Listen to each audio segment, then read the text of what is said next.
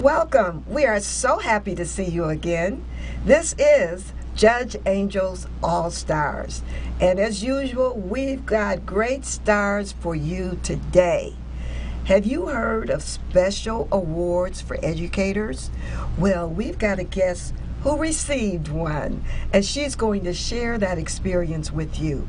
We're also going to talk about what should you do as you near retirement, retire, and is there life after retirement? We'll find out today on Judge Angel's All Stars. Let's get started with our first guest, who is fabulous. I call her Miss Diva, Miss Kimberly Murray. How are you today, Kimberly? I'm doing great, Judge. Thank you. Thank you for coming. I'm so honored to have you here. And you won a special award with the Nevada school system, is that right?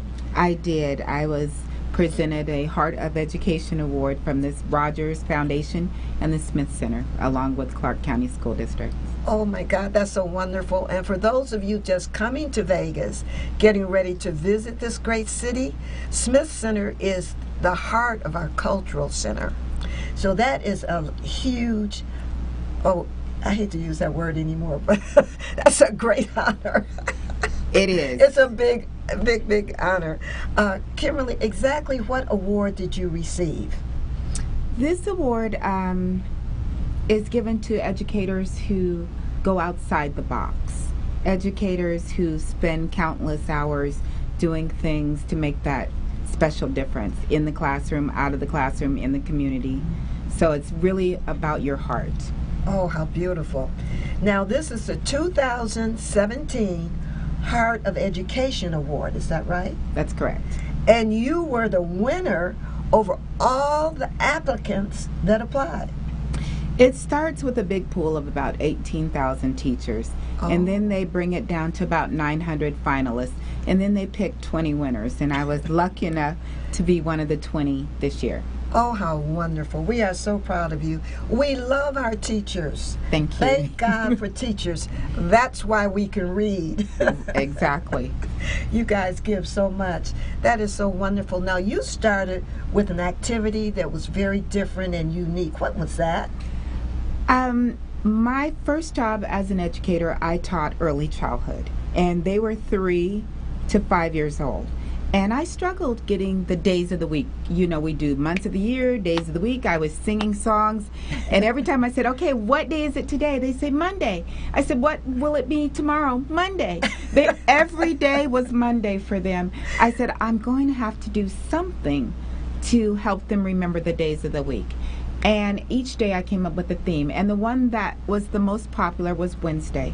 I called it Wacky Wednesday, and I would wear something. Wednesday. Yes, after Dr. Seuss's book, he has a book called Wacky Wednesday. I'd put something wacky on my head every Wednesday, and they always knew. Well, I said, what day is it today? They go, Wednesday.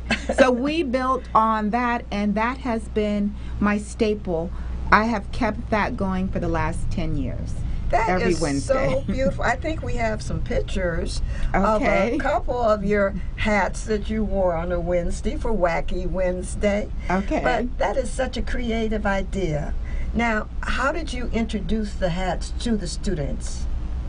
Well, that Wednesday morning, I would just come in with it on my head, and we would talk about it. Some of them were thematic. Maybe if it was close to Cinco de Mayo, I'd have a sombrero. Good. So I just kind of give them a little background on the hats and why I had on the hats and what did they think the hat was all about. So it was an interactive process about how we learn with different regalia, they call that. Oh my goodness. Did any of your students ever try and wear hats on Wednesdays? They started coming in with hats on. They did. And some of the staff and community people would come in and they said, you know what, I found this perfect hat for you. Put it in your collection. I have probably over 100 hats because I never repeat the same hat in the same year. You talk about in your bio online for winning this award, Common Core standards. What do you mean by that? Well, Nevada uses the Common Core standards. That's a curriculum-based set of ways to teach. and we follow those, and that kind of helps keep us all on the same page no matter what school you go to in Clark County. We're all on that same page with the Common Core standards. So I took some of those standards that I normally teach and used my hats or the songs, another fun way to make the learning process a little more exciting for kids. That is so great to hear. So everyone listening know that Nevada's working on Common Core standards. Yes. So that students in any school, in any neighborhood, is learning the same material. Exactly. That is really, really great. Now, did you use music in your Wacky Wednesdays? Wacky Wednesday, and then we had a program. I'm in the library. I'm a librarian. So I took popular top 40 songs and implemented a reading program. And it was a song called All the Way Up. All the kids knew it. And I said, we're going to take our reading all the way up. With that song and that reading program, I've watched comprehension go through the roof. Oh, it was beautiful. Amazing to watch. And you have to reach them where they are. I said that was I think the reason I got the award, because it was the heart of finding out what makes them learn. Yes. It sounds like you made it enjoyable, a lot of fun. The kids had something to look forward to. They could join in with you and wear a hat. So it was a project that everyone could get involved in. It was fun. Great, great. Now, you say you keep a bell on your desk. What's that about? I do. Students always want to ring the bell. For some reason, I would keep it any part of the library. They wanted to ring it. And because that was my quiet bell, I'd touch that if I wanted them to get ready to do a transition. So I would touch my quiet bell. Every kid wanted to ring that bell, and I'd say, no, that's just for Miss Murray. And so I put it on my desk. I said, you know what? Someone in this room is going to be a teacher or an educator. I said, you come back after you've finished the process, you ring that bell, and I'm going to have a scholarship for you so you can buy some books and do something fun for your classroom. I said, but you have to finish the teaching process first. I said, don't touch it until you get your teaching license. So that, I think, I hear a lot of them say, Miss Murray, I'm going to come back and ring that bell. And I said, I'm going to hear it no matter where I am. So make sure you come and ring that bell, even if it's 20 years from now. Yes, come back to ring that bell. What a great inspiration and motivation that you were giving these young people. And it's letting them know, yes, I'm the teacher, and yes, I'm beautiful and creative, but you are too. Yes, you can do the same thing. Yes. That is beautiful. What was one of the slogans they used with you? I kind of have adopted this slogan just to help them remember my name. Oh, so I would say, Miss Murray, who's never in a hurry. Murray and hurry. And that is probably what I'm known for. I never run down the hall. I'm never going in a hurry. And I'm never too much in a hurry to stop and talk to the students. That is so beautiful. Well, I heard something, and they said that when you are in front of students, you shine.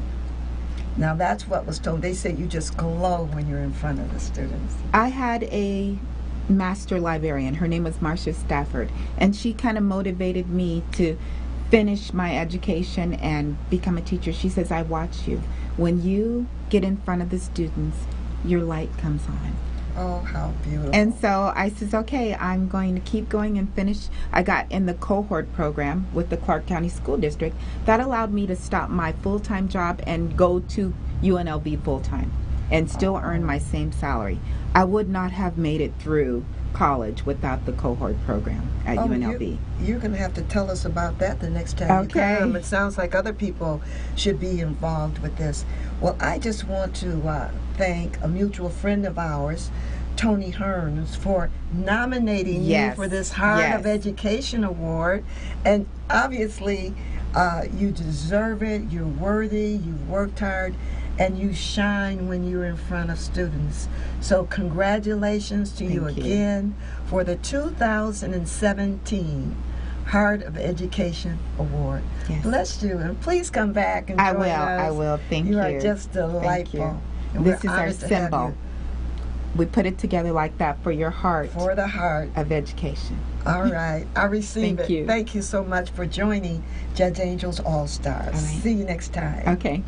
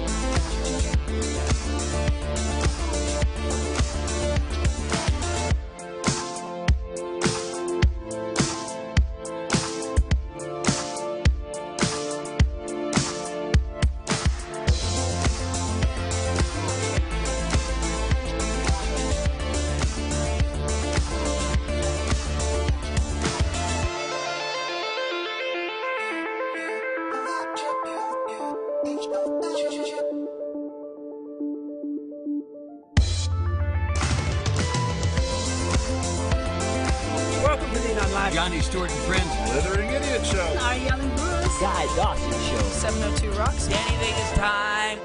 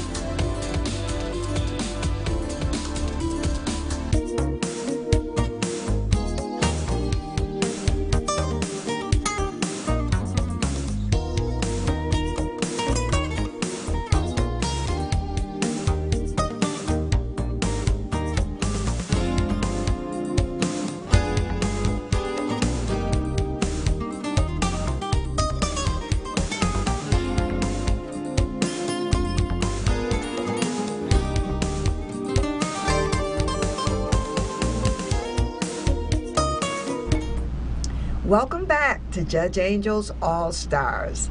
And yes, we have another star. You may just be a star. Contact us and let us know. Today we're so honored to have with us John H. Hudson. And this is his book. It's called Choosing the Right Path. And be prepared. What is that saying, that if you don't plan, well, you yes, plan to fail or something like that? if you don't plan, you will plan to fail. Yeah. It's something like that. It's yes, close I have enough. heard you it. get Yes. the idea. It's important to plan. Our guest today is John H. Hudson. He is the author of the book. John, how did you happen to write this book? Well, it was a very interesting process. I was, as a baby boomer, and I'll talk about that a little more later, but in that cohort, I was at the age when I was thinking about retirement. But I wasn't ready to go home and kind of sit on the porch and watch the grass grow. My feeling was, look, I've done this, and I've been in the area of human resources for over 40 years. And I was thinking to myself, if I am about to do this, I want to turn the chapter in my life. I want to turn a new page. And so I was thinking, well, what would that be like? I know that I don't want to do what I'm doing for another 10 or 20 years. In the area of human resources, I'd done everything. At the time, I was vice president of human resources in a major corporation. And so I just wanted to turn over a new leaf. So I started talking to some of my friends. And I would say to them what I was thinking. And many friends who were my age would say, you know, that's funny. I'm sort of in that same spot. You know, I think I'd like to do something different, but I don't know what. So as I started thinking about that, let me just ask you a couple of questions because you're hitting on so many points. That it's a nice narrative, but I want to get more details. Yeah. You talk about the different careers you've had. Right. What are some of the careers you engaged in? Well, my goodness, I started out as a salesman with an oil company in Ohio, and from there, I went into the consulting business in New York because of my area is what's called organization development and leadership development.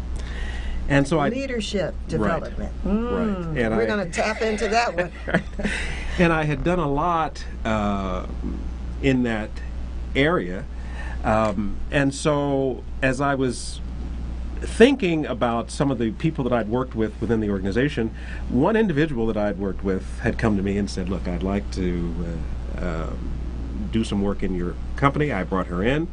She had a consulting company and then asked me if I would be willing to join her in her company doing consulting. So I left the oil company, went to New York and joined her company to do consulting there. From there, I had a client in California as a consultant. That client asked me to come in and join them as the head of HR, and so I did that. And had a good career there, and as a part of that, lived in the Bahamas for 4 years because you poor baby. we had a chemicals plant there that I went down to be the head of HR for. I came back to the States from there, and actually how I got to Las Vegas is I joined Alliance Gaming here in Las Vegas.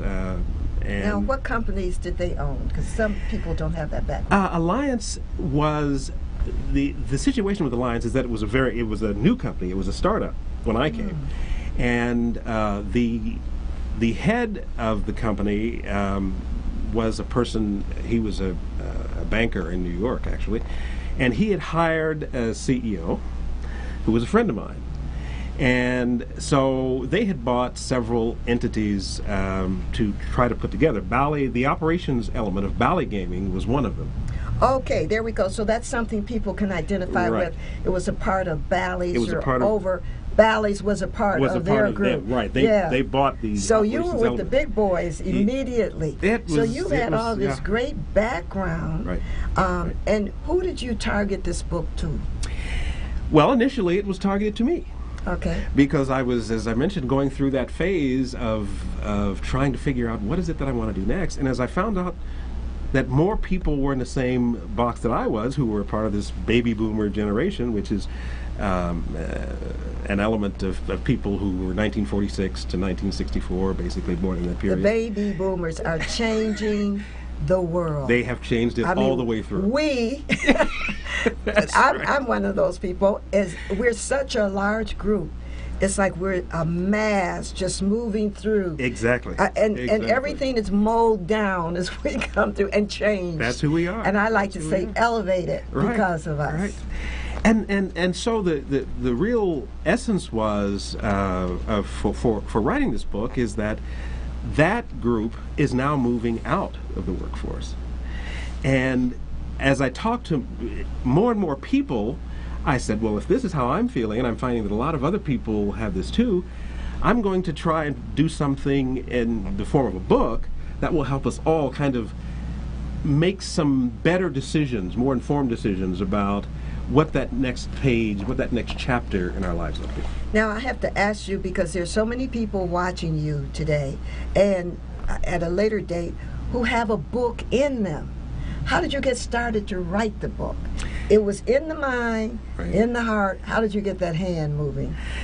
You know, it was in the heart, and it was something that was very close to some things that I was feeling. So it was very easy to do that, because it was just a matter of laying out on paper. And because one other area is that because of the background that I have, doing a lot of lecturing, I was with Harvard and Stanford for a while as the adjunct faculty. I did programs there.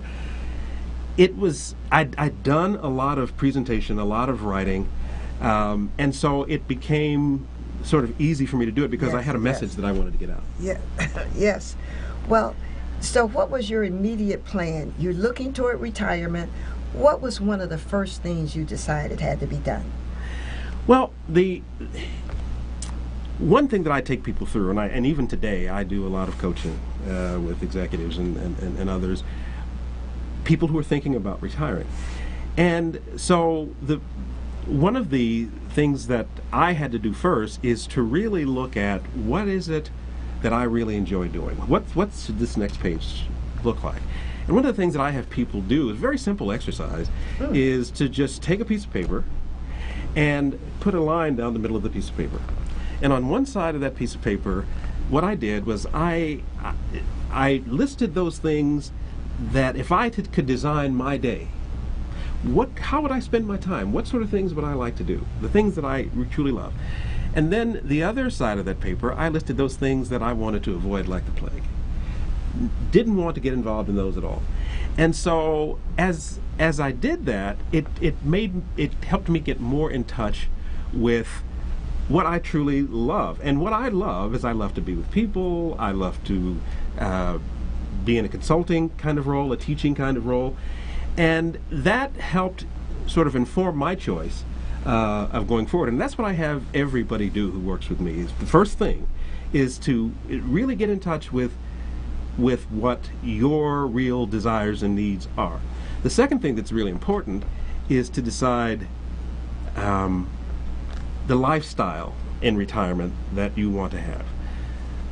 What you have to come to grips with is that it's very difficult in many cases to maintain a lifestyle in retirement that you had when you were working. And some people want to be able to do that. Well, if you want to do that... Ding dong, ding dong. Wake up, folks. He's saying something very crucial here. You're living good now. Do you think you're going to live that way in retirement? Exactly. And in most cases, thought, doesn't it requires a lot of thought. And in most cases, you've got to be prepared to scale back a little bit.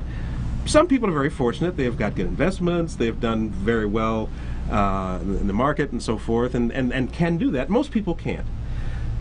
So what I have people think about is, if you look at yourself today, and you look at your surroundings, you've got a nice house, you've got nice cars, you do whatever, that's sort of who you are, and that is your self-image. Yes, it is. And we're going to return right after this message. And John Hudson is going to continue to tell us what the right path is truly about. See you in a minute. It just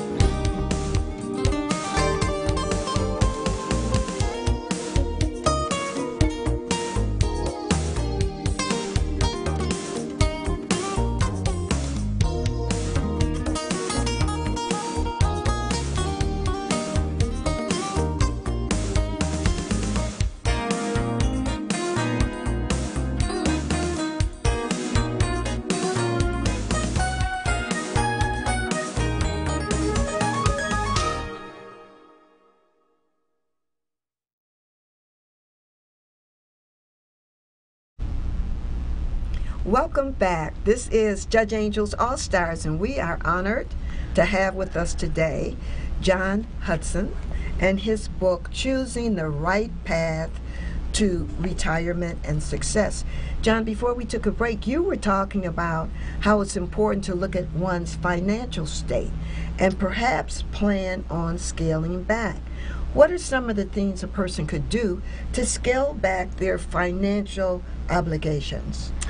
Well, I think to do that in a way that you're comfortable with, you've got to be able to look at what you're willing to give up, because it's usually about that. It's about giving something up. So if you aren't able to sustain the lifestyle that you have, you've got to look at what the sustainability is. How much, in terms of a budget, to make sure that you have a weekly, a monthly, an annual budget that you can live within, and then take that information to look at the sustainability. So if you're retiring at 63, the average age for a man is 78. So you've got a number of years there that you have to sustain whatever lifestyle that it is that you've chosen over a period of time. So you've got to look at your any investments that you have, work with your broker if you have one, to really plan out how much on a monthly, annual basis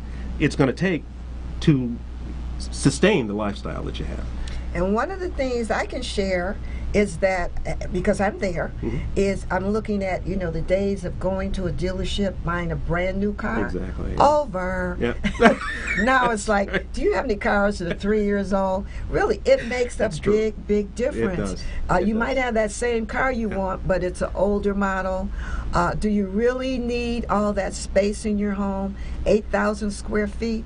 Or could you get along with 3,000 square feet? That's the exact thing that I'm talking about. And a lot of my friends have gotten single-story homes with this downsizing. And how often do you go out to eat? Living in Vegas, it's got to be 5 times a week minimum. That's right. No, those are all, you're exactly right. Those are the types of things that people really need to consider, and not just consider, but to be planful about. Implement. Exactly, because if you don't, then there's a little exercise. I'll talk about it quickly. But when you're contemplating scaling back, and you look at what you have now, there's a term called your self-image. That's who you are. Then if you look at where you would like to be, that, in psychological terms, is something called your ego ideal. So the importance of that is, when you're looking at retirement, is the distance that you see between where you are and the lifestyle that you want to maintain impacts what's called your self-esteem. So if I'm sitting here and I'm seeing my friends go out to dinner 5 times a week, and they're going on vacations and doing all of that, and now I can't do that anymore, my self-esteem goes down. I don't feel very good about myself. And nobody wants to go through their elder years really not feeling good not about feeling themselves. good. But the other part of that I am personally aware of, if you can't go on those big 21-day cruises with your friends, you substitute other activities that That's are true. just as much fun for you, Yep. that are not as costly. And that's part of the process you're telling us with the sheet, the pros and cons. Right. You decide what brings joy to your world. Maybe all of a sudden you become a bowling pro. I don't know. But Dancing. different things, dancing. Yes. Things that don't cost as much Right. money as being on a Lear jet That's right. for 2 weeks, and that kind of lifestyle. Now, what about, you talked about the psychological Mm-hmm. aspects of it and the self-image. That was really important. Who are some of the people we may have heard of, or some of the examples you know, of people that have been quite successful in making that transition? Well, let me talk about that in a couple of ways. The one thing's, when I wrote the book, it was aimed at 2 audiences. It was aimed at corporate America, which was losing all of this talent in these baby boomers that were moving out. And when that happens, there's a severe brain drain, they call it, because you're losing knowledge, and it really will affect the ability of this country to be as productive as it normally has. So what a number of companies have done is that they have tried to hold on to these people longer. So there are a number of examples of what people have done, what companies have done there to try and hold on. Telecommuting, working as mentors with younger people in the organization for a while. Even one company in Florida had a situation where, with people, it was a retail company, and they allowed people in the winter months in the northern parts of the state to come to Florida, older people who were about Nice. to Well thought out. exactly, and then they would go back in the other part of the year. People who have contemplated retirement and have done well, I will use myself, and not that I've done that well, but I'm happy. And that's really the criteria. That's right. That's really the measurement. Exactly. If you wake up and you feel happy every day, which you should, because you did wake up, but in addition to that, Biggie, you also feel like it's very, very special. Right. Somebody told me a saying yesterday. They said, there's certain kind of people that adjust very well, and they're the people who realize they make their life, and then they live in it. So I'm like, yes. Absolutely. You know, it's nobody's fault if you're not feeling your top game every day, because really you have all the components that are necessary. Everything it's that you. you need. Everything that you need, absolutely. And I do spend quite a bit of time talking about that sort of thing in the book. But it really is important to understand what it is that makes you happy, and avoid those things that don't. Now, in my case, as I mentioned earlier, I love to teach, I love to work with executives, I love to do consulting work, and so I basically started my own organization, which allows me the flexibility to sort of work when I want to work. My company is called Millennium Management Solutions. I do executive consulting, I do some teaching, but I do it on my own terms. That's the main thing that one needs to consider, is what is it that turns you on? What is it that makes you happy?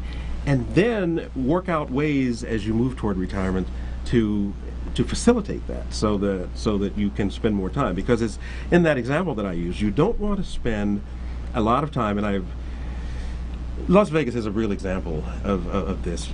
We have a large retirement community, a lot of people retire here because they like to gamble. And they come here and they don't handle that well, and so 2 or 3 years into their retirement, they have nothing. And by nothing, he means they have gambled. And the reason you see those fabulous casinos on the Strip is because people have gambled. And you know the result of that encounter. Exactly. So, yeah. So you come here, you have a lot of money, and you think, oh, I know people that said, I can spend $200 a day gambling.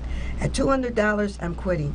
But there's something about that activity that you think if you could just go a few more times, pull that slot machine, you're going to make it all back. Absolutely. Well, and guess people what? who get caught up in that, Yeah. as I mentioned, the average age today, people are retiring at around 63 for the most part in this country today. And the average age lifespan is 78 for men and 83 for women. So can you imagine after the first 5 years you've basically spent all of your income that you thought you were going to be able to use for retirement, and you've got all of that time now that you've got to figure out, well, how am I going to live? How do you eat? Exactly. How do you exactly. provide It's a transportation very and sad, shelter for yourself? Very sad situation. Yes. And I've seen several of those.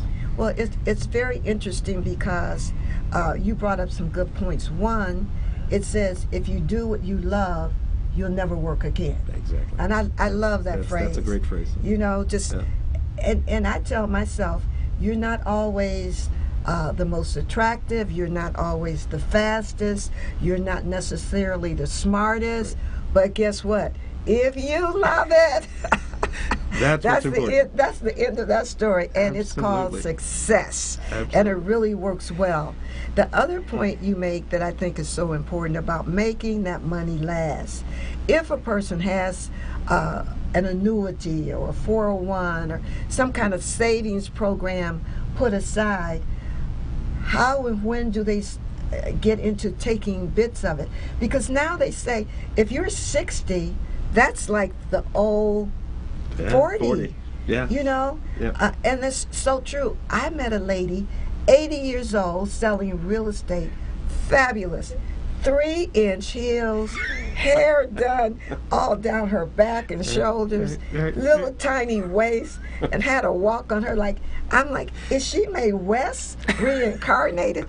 Beautiful, beautiful. So it's all different now. It is, and it's very individual. That's a very important point. And so there's no formula because it's so individual. But it's important to go through the process of either doing the piece of paper that I talked about, or there are other Pro and exercises in the cons. book that people can look at. But it's important to do it, because if you don't, you can be caught short. That's the key. To take that action to really analyze your feelings and your thoughts. And you mentioned earlier about making a budget. Right. That's difficult It for is. many people. It is. It is. And I think sometimes people are forced into making that budget when all of a sudden, what do they say? The month is too long for the money. That's right. Yes, It's like- you start budgeting when it's actually too late. Oh, my gosh. You've gotten to a point where now it's budgeting by necessity. You're trying to stretch money in a way that you could have done a much better job at if you had done it in a more planful approach. Well, John Hudson, will you please come back, Absolutely. talk about other leadership strategies we can try, and I'm encouraging everyone to get your book, Choosing the Right Path.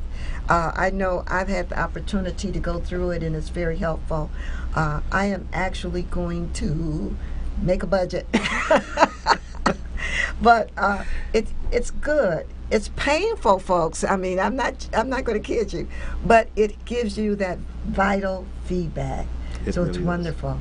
The book is available on Amazon.com, so people can get it there, or www.booksurge.com. So Surge? Booksurge, S-U-R-G-E.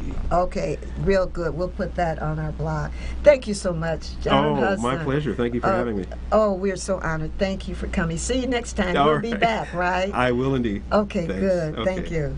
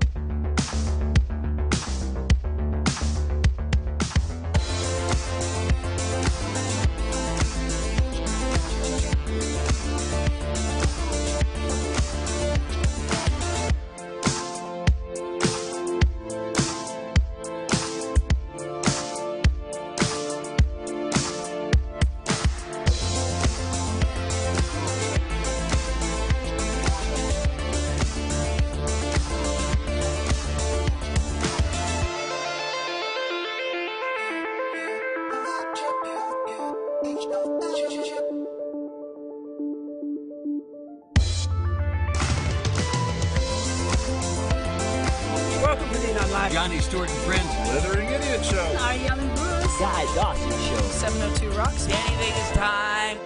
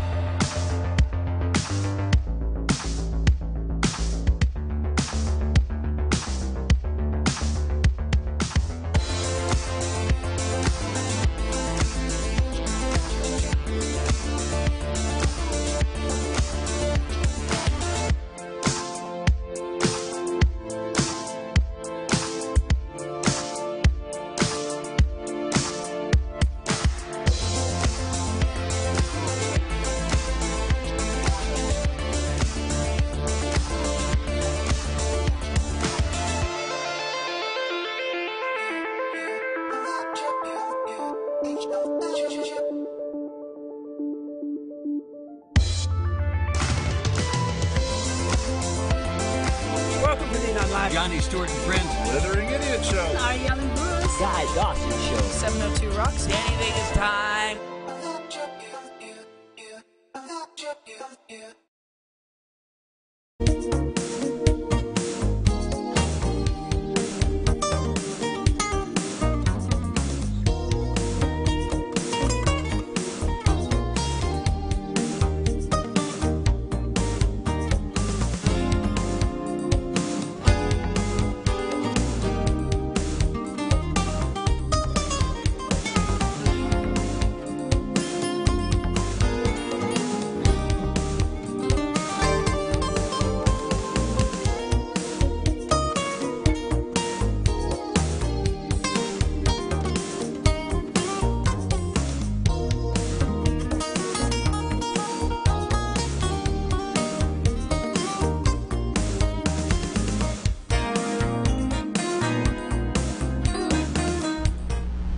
Welcome back to Judge Angel's All Stars. In this segment, we call it You Need to Know. These are bits of information rules and regulation and laws that are coming about to impact all of us directly. This segment today is about how to improve your credit rating, how to improve your credit report.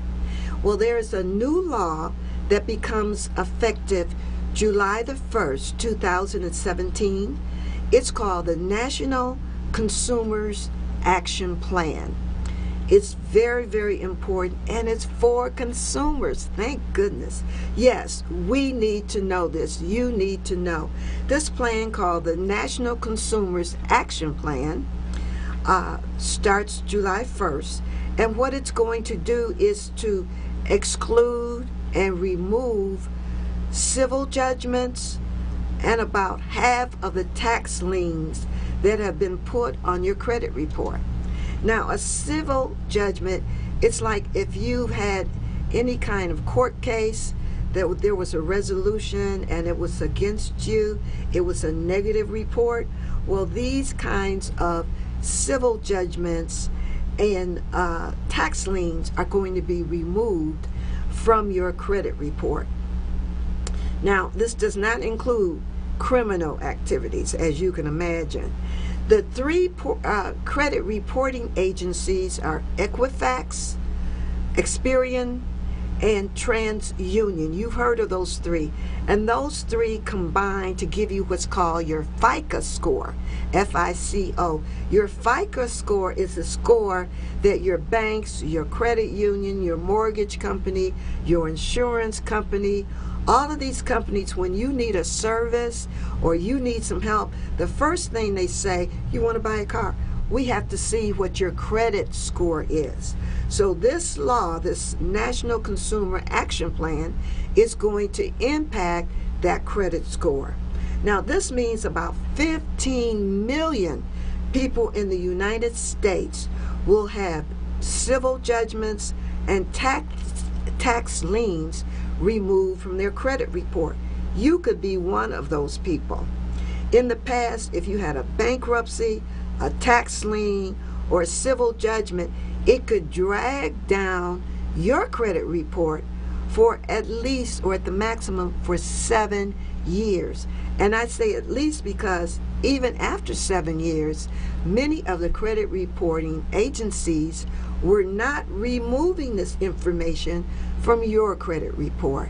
Yes, it's your job, and you need to know that you have to monitor your own credit report, you have to keep it updated, and you have to make sure negative reporting is removed in an appropriate time. Now, all of these agencies, the three agencies, the Equifax, the Experian, and the TransUnion, have been mandated to remove these negative items from people's reports as of July 1st, 2017. Now, like any big company, any organization, again, the responsibility falls on us. Get a free copy of your credit report. Look for anything negative. Go back at least 7 years. Make sure there's nothing on your credit report that's older than 7 years. Anything older, you have to write a letter and ask each credit bureau to please remove that outdated, older reporting. In addition, if you have any items on your report that are current within the last 7 years, if it's a civil judgment, tax lien, in a very few rare cases, it can be a bankruptcy, but also you can get medical expenses delayed or removed. If you had trouble paying a medical expense, you can get that part of the negative reporting removed. Remember, this is called the National Consumer Action Plan, and I hope you use it and start monitoring your credit information, because it's going to save money in your pocket. How? You'll have a higher credit rating, thus you'll be able to get your insurance for your house, your insurance, renter's insurance, your car insurance, your life insurance, all your insurances, anything you buy, furniture, cars, everything, they look at your credit report now. That gets to be almost as important as your social security number. So guard your credit well, work on it constantly, make it a point to every 4 months you look at a credit report through a free credit report that can be sent directly to your home, and make sure your information is up to date. Remember, you need to know. And I'll see you on Judge Angel's All Stars next time. Thank you for joining us.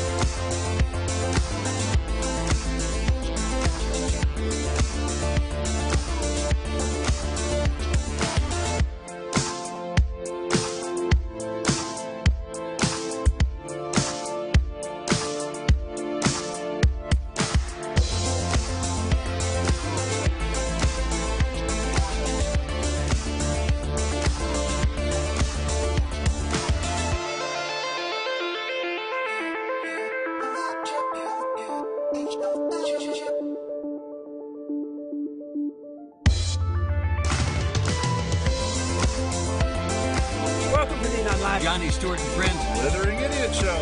Yelling Bruce. Guy Dawson Show. 702 Roxy. Anything is time.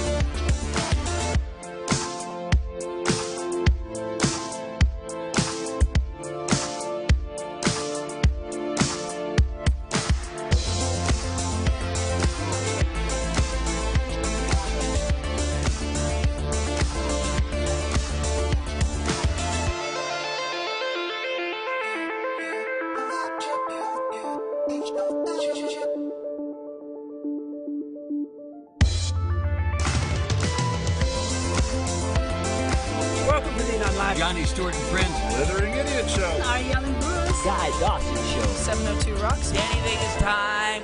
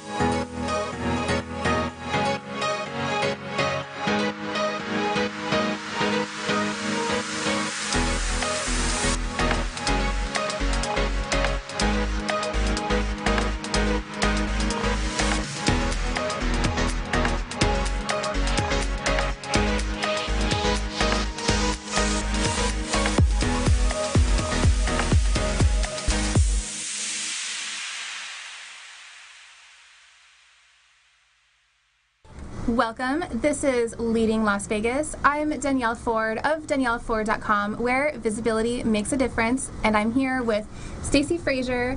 We've been friends for years now, worked on some different projects together, and you guys have to check out her website and what she's doing because she's always up to new, really fun, creative projects that are always towards empowering women and showcasing the female body in a very positive way, which I love.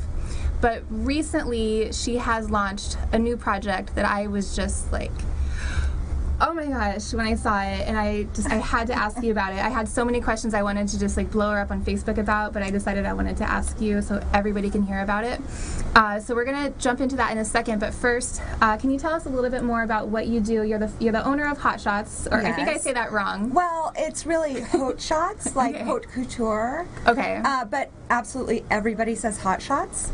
But I want to make sure people know that it's Haute because, you know, you spell it differently than hot. So yeah. It's H-A-U-T-E.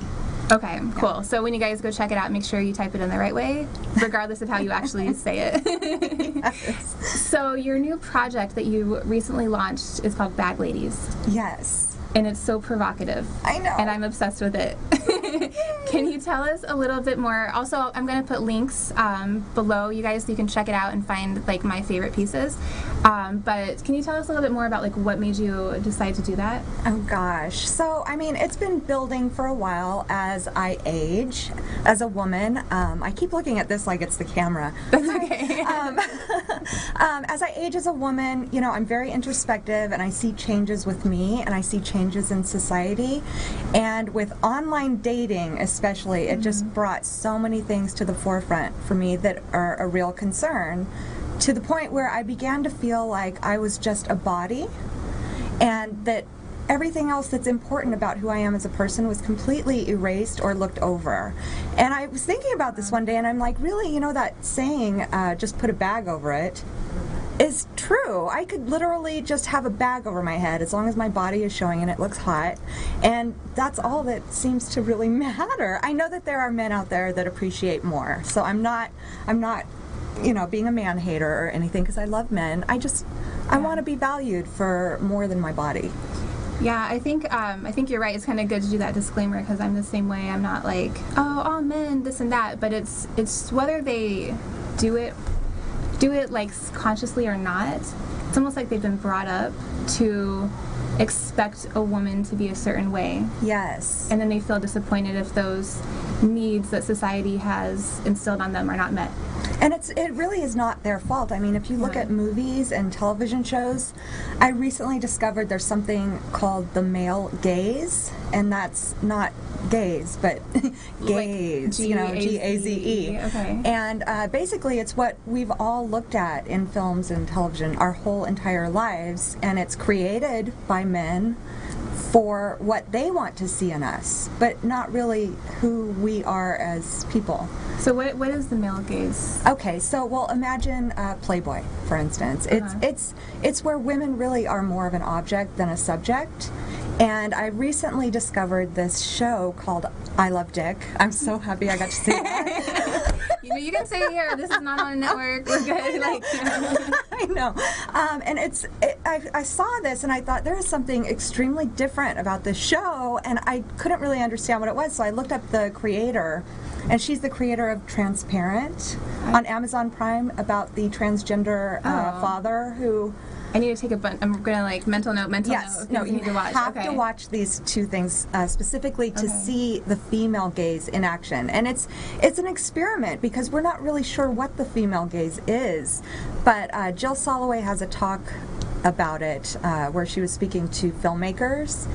And I realized that everything I'm doing with this project has everything to do with that, you know. Trying to say, hey, there's more to us, and this is what we want you to see. So are you saying that there's a female gaze and a male gaze and that they're different? They are different, and what's funny, what Jill Soloway had said is the female gaze is not the opposite of the male gaze. Okay. So let's say, remember they tried to do Playgirl, you know, kind of like the opposite of Playboy for women. But who bought that? Men. Right. Yeah. Yeah, That's really so it's totally different. It's where we are subjects and we're allowed to be complicated and messy beings, and we're allowed to explore female desire, which, you know, doesn't get showed a lot. You have to watch I Love Dick. Okay. And also The Handmaid's Tale. Oh, I'm all about it. That's the female gaze too. Okay. So I'm excited because it's finally starting to get some recognition. So we're Yeah. getting there. That's really interesting. How have you? How has this project been received by people? Oh, really quick, in case anyone doesn't know, because I'm just like, I assume everybody has seen it. The Bag Ladies project is women, like Stacey said, but with literally a bag over their head, so you have no idea who this person is, and then naked. Yes. Standing there naked and in all their glory, but Yes. beautifully, and the bodies are not Playboy models. I mean, some are, some could be. They could be. And really, I was thinking about this. I think that I'm actually portraying the male gaze, because we're saying, is this what you want? Is this all you want from us? Is to just be a body waiting for your pleasure? And it almost seems like men would look at that and still be fine with it. You know, but to me as a woman, yes. I'm not fine with it. Yes. Right? Yes. Like, this picture has done its purpose. Yes. That's almost like how I perceive men perceiving it. But then to me, it makes me so sad. Oh my gosh, well, it's so funny because the first responses that I got from men were completely based on judging the appearance of the women. And I had to tell one of them, I said, you just fell right into... You just proved my point. Yeah, completely. And he still didn't understand it. He thought he was being supportive. So I'm hoping that this is kind of an educational thing for everybody. Like, what do we want? Who do we want to be? What do we want to be recognized for? And what do we want to be valued for? Mm-hmm. Because it feels like we're all kind of drifting away from each other. And I don't think any of us really want to end up alone, you know? But it's looking like it's heading that direction for me. I know that there's so many things I could ask you, because I know you're very passionate about this subject on many different levels. But what do you feel like it would take for women to feel more comfortable dating and in their own skin, especially later in life, and for men to be able to just accept that that's what a woman looks like and what a woman is, and be turned on by it? Where do you feel like that direction needs to go? I'm not sure exactly how to get there, but I know it's possible because I've dated European men. Okay. And they view women aging differently than American men do. That's really interesting. And I'm not sure where the disconnect is here.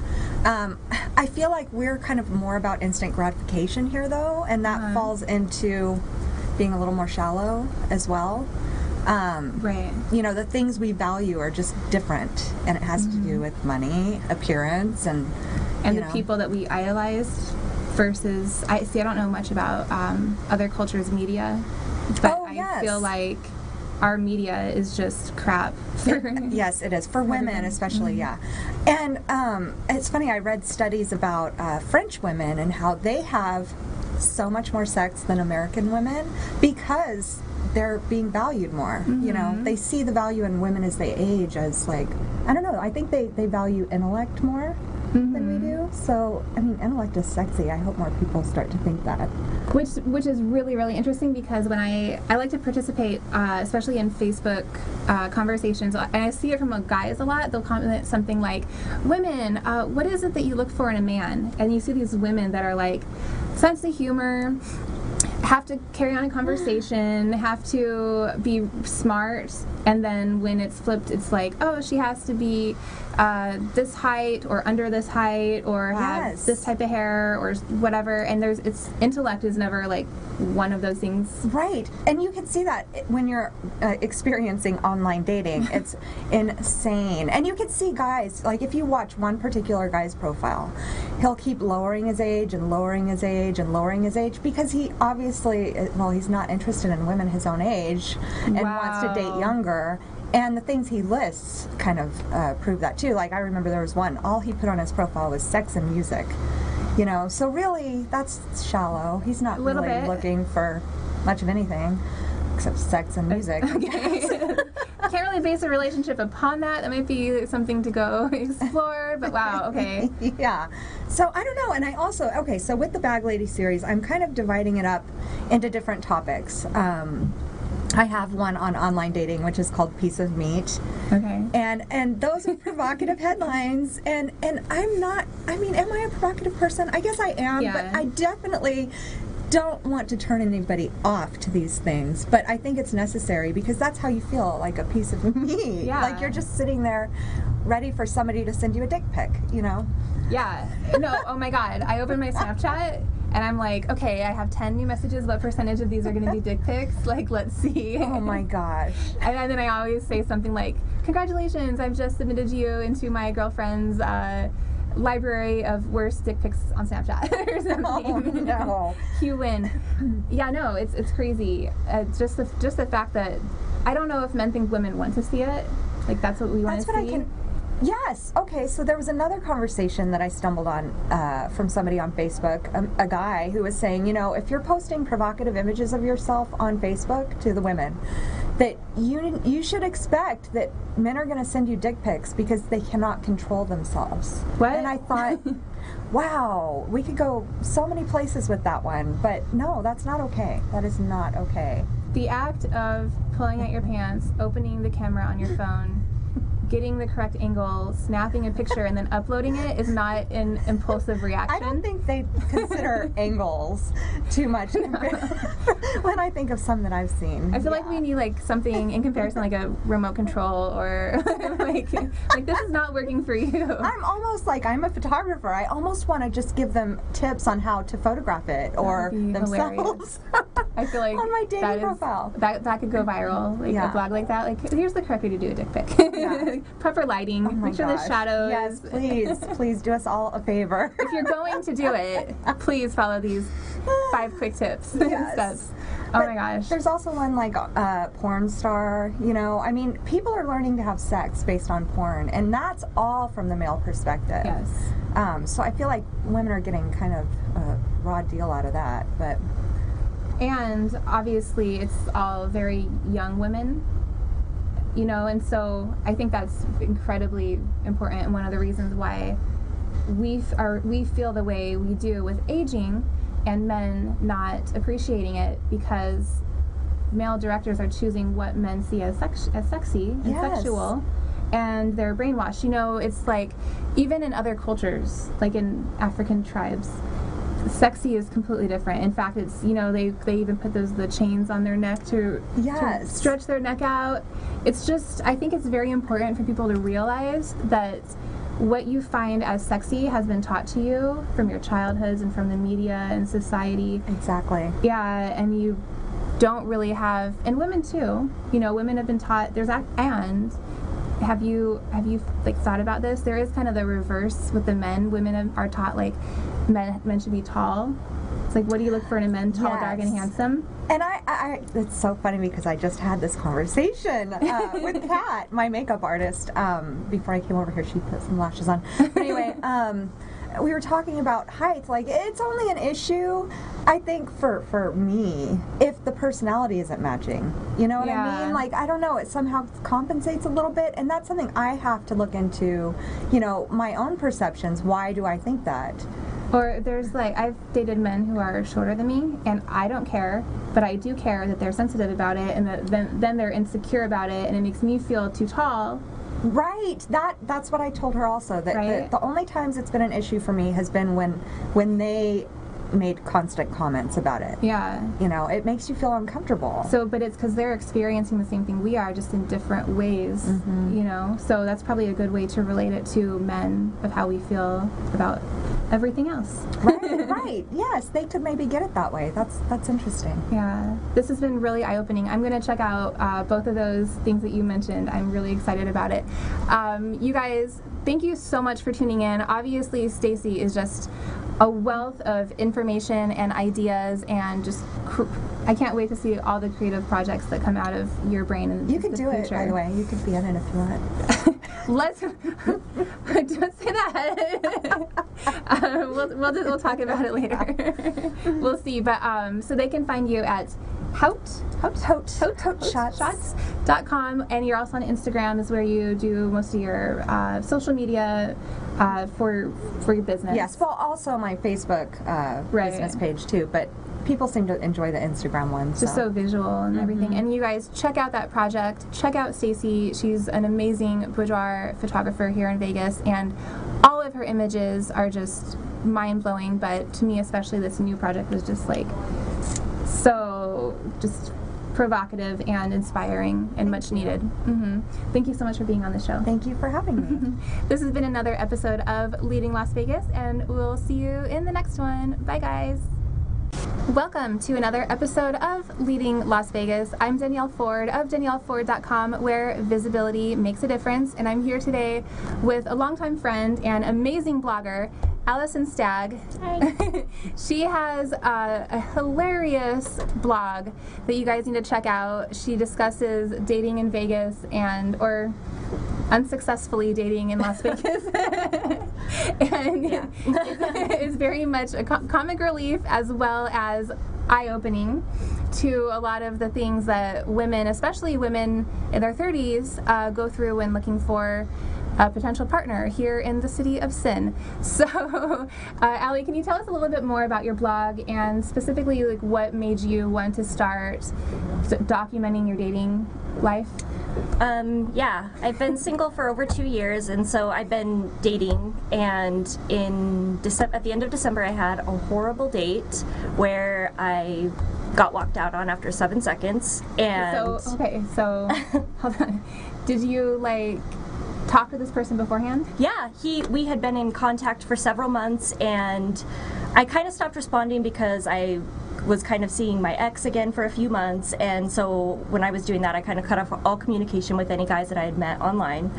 And then me and my ex stopped talking for the millionth time again, and I was like, okay, whatever, and this guy happened to write me a text a few days later, and I was like, not really feeling it, but my friend was like, you know what, you just need to go on this date, it will get your mind off things. And I was like, you know what, you're right, what's it gonna hurt, to go? So I got a babysitter, I got ready on a Thursday night, drove all the way down to the Strip, and I walked in and I sat down, and he looked at me disgusted and said, you look nothing like your photos, and he walked out. And that had never happened to me before. Luckily, I had a bad feeling about it, and I actually had my best friend drive me down there. And so I texted her, and I was like, we need to abort, we gotta go. So we actually met, we were going up the escalators, my high heel got stuck in the escalator and shredded my shoe, and I was just like, this night could not be any worse. So I was telling my sister a couple days later about this, and she was like, all of your dating stories, you really need to start documenting these, because the things that happen to you, I mean, are things that you see in movies. So I wrote, on a whim, I just went in, I wrote a blog, and I really didn't think more than 5 people would read it, and then all of a sudden I had 56 emails within a few hours of girls that were like, thank you for sharing, that happened to me, and I thought I was the only one, and I'm like, girl, that's a him problem, not a you problem, don't let it bother you, oh my God. And then it just has kind of gone from there. I have so many things racing through my mind right now. First of all, he said you look nothing like your picture. Okay, what pictures are on your profile? Not that that would be a reason to leave, but are you...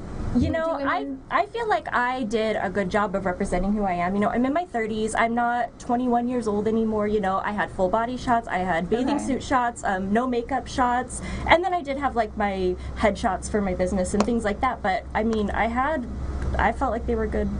There wasn't abstract photos of you that just didn't show you as a person, and then he was super surprised. Yeah, I mean, I started asking people, because then I got concerned. I was like, do I not look like my photos? So I started going around and showing people, and they were like, no, you do. You look like your photos. Did this guy look like his photos? No. You should have been like, and neither do you. I didn't even have a chance. Oh. It was like a hooker transaction gone wrong, it almost felt like, because it was just I sat down and I'm all dressed up nice, and then it's in this lounge full of all these people, and he just gets up and walks away and just leaves you there. I'm like, did anyone else hear that go down? Yeah, a lot of people. We were just sitting in the middle of a lounge with a lot of people there, so... Oh my gosh. Yeah, I just immediately got up and left, and thank goodness I had a feeling and I had brought my best friend, or it would have been the worst. Wow. So at least you were able to take that horrible experience and turn it into a positive Totally. by writing about it, which I think, like, you've seen me do stuff like that online and kind of share my past stories, but I feel like it's really important to turn your mess into your message. Yeah. Because absolutely.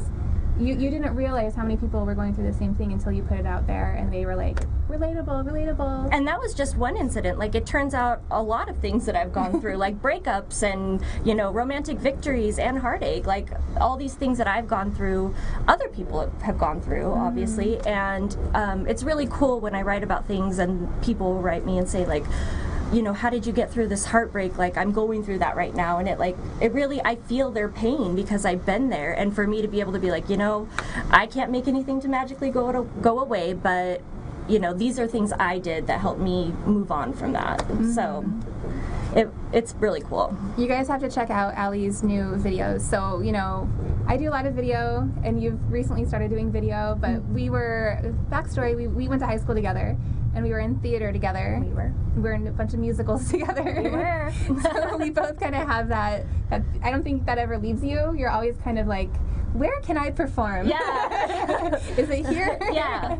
So my videos are very educational, like how-tos, and I love how you are taking that kind of experience but turning it into like a production. Yeah, mine are not serious by any means so far.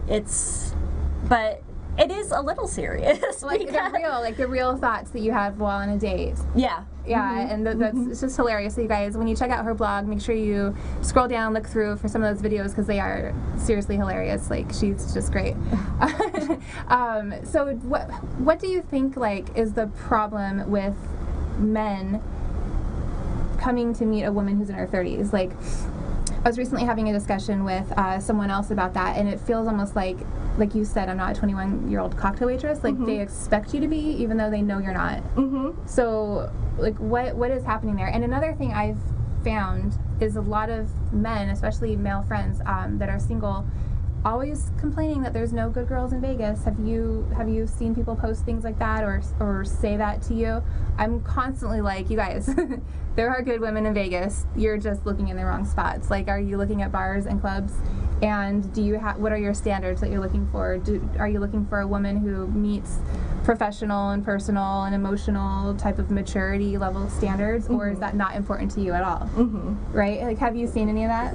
Yes. I'm like, yes, I've seen so much of that. And all I can say is online dating has made men a lot more brazen, and they definitely do things that they would never do in person. You know, they'll just, since it's just a little click and they can sit there, you know, in their underwear or whatever, and just send out messages like, hey, you know, like, what, and just say very vulgar things that they would never say to a woman's face. They would get smacked. But if they send out 100 of those messages, I mean, someone's going to say yes, you know. And so I feel like the lack of respect in asking a woman out has been sort of lost in online dating because there's no repercussion to whatever they say because it's not face to face. Like, I would smack you, you know, if you said, if I got some of these things that I've gotten messages, and if they said that to me in person, it would be an issue. Right. So I feel like online dating, men have definitely lost the lack of respect for how to court a woman, you know.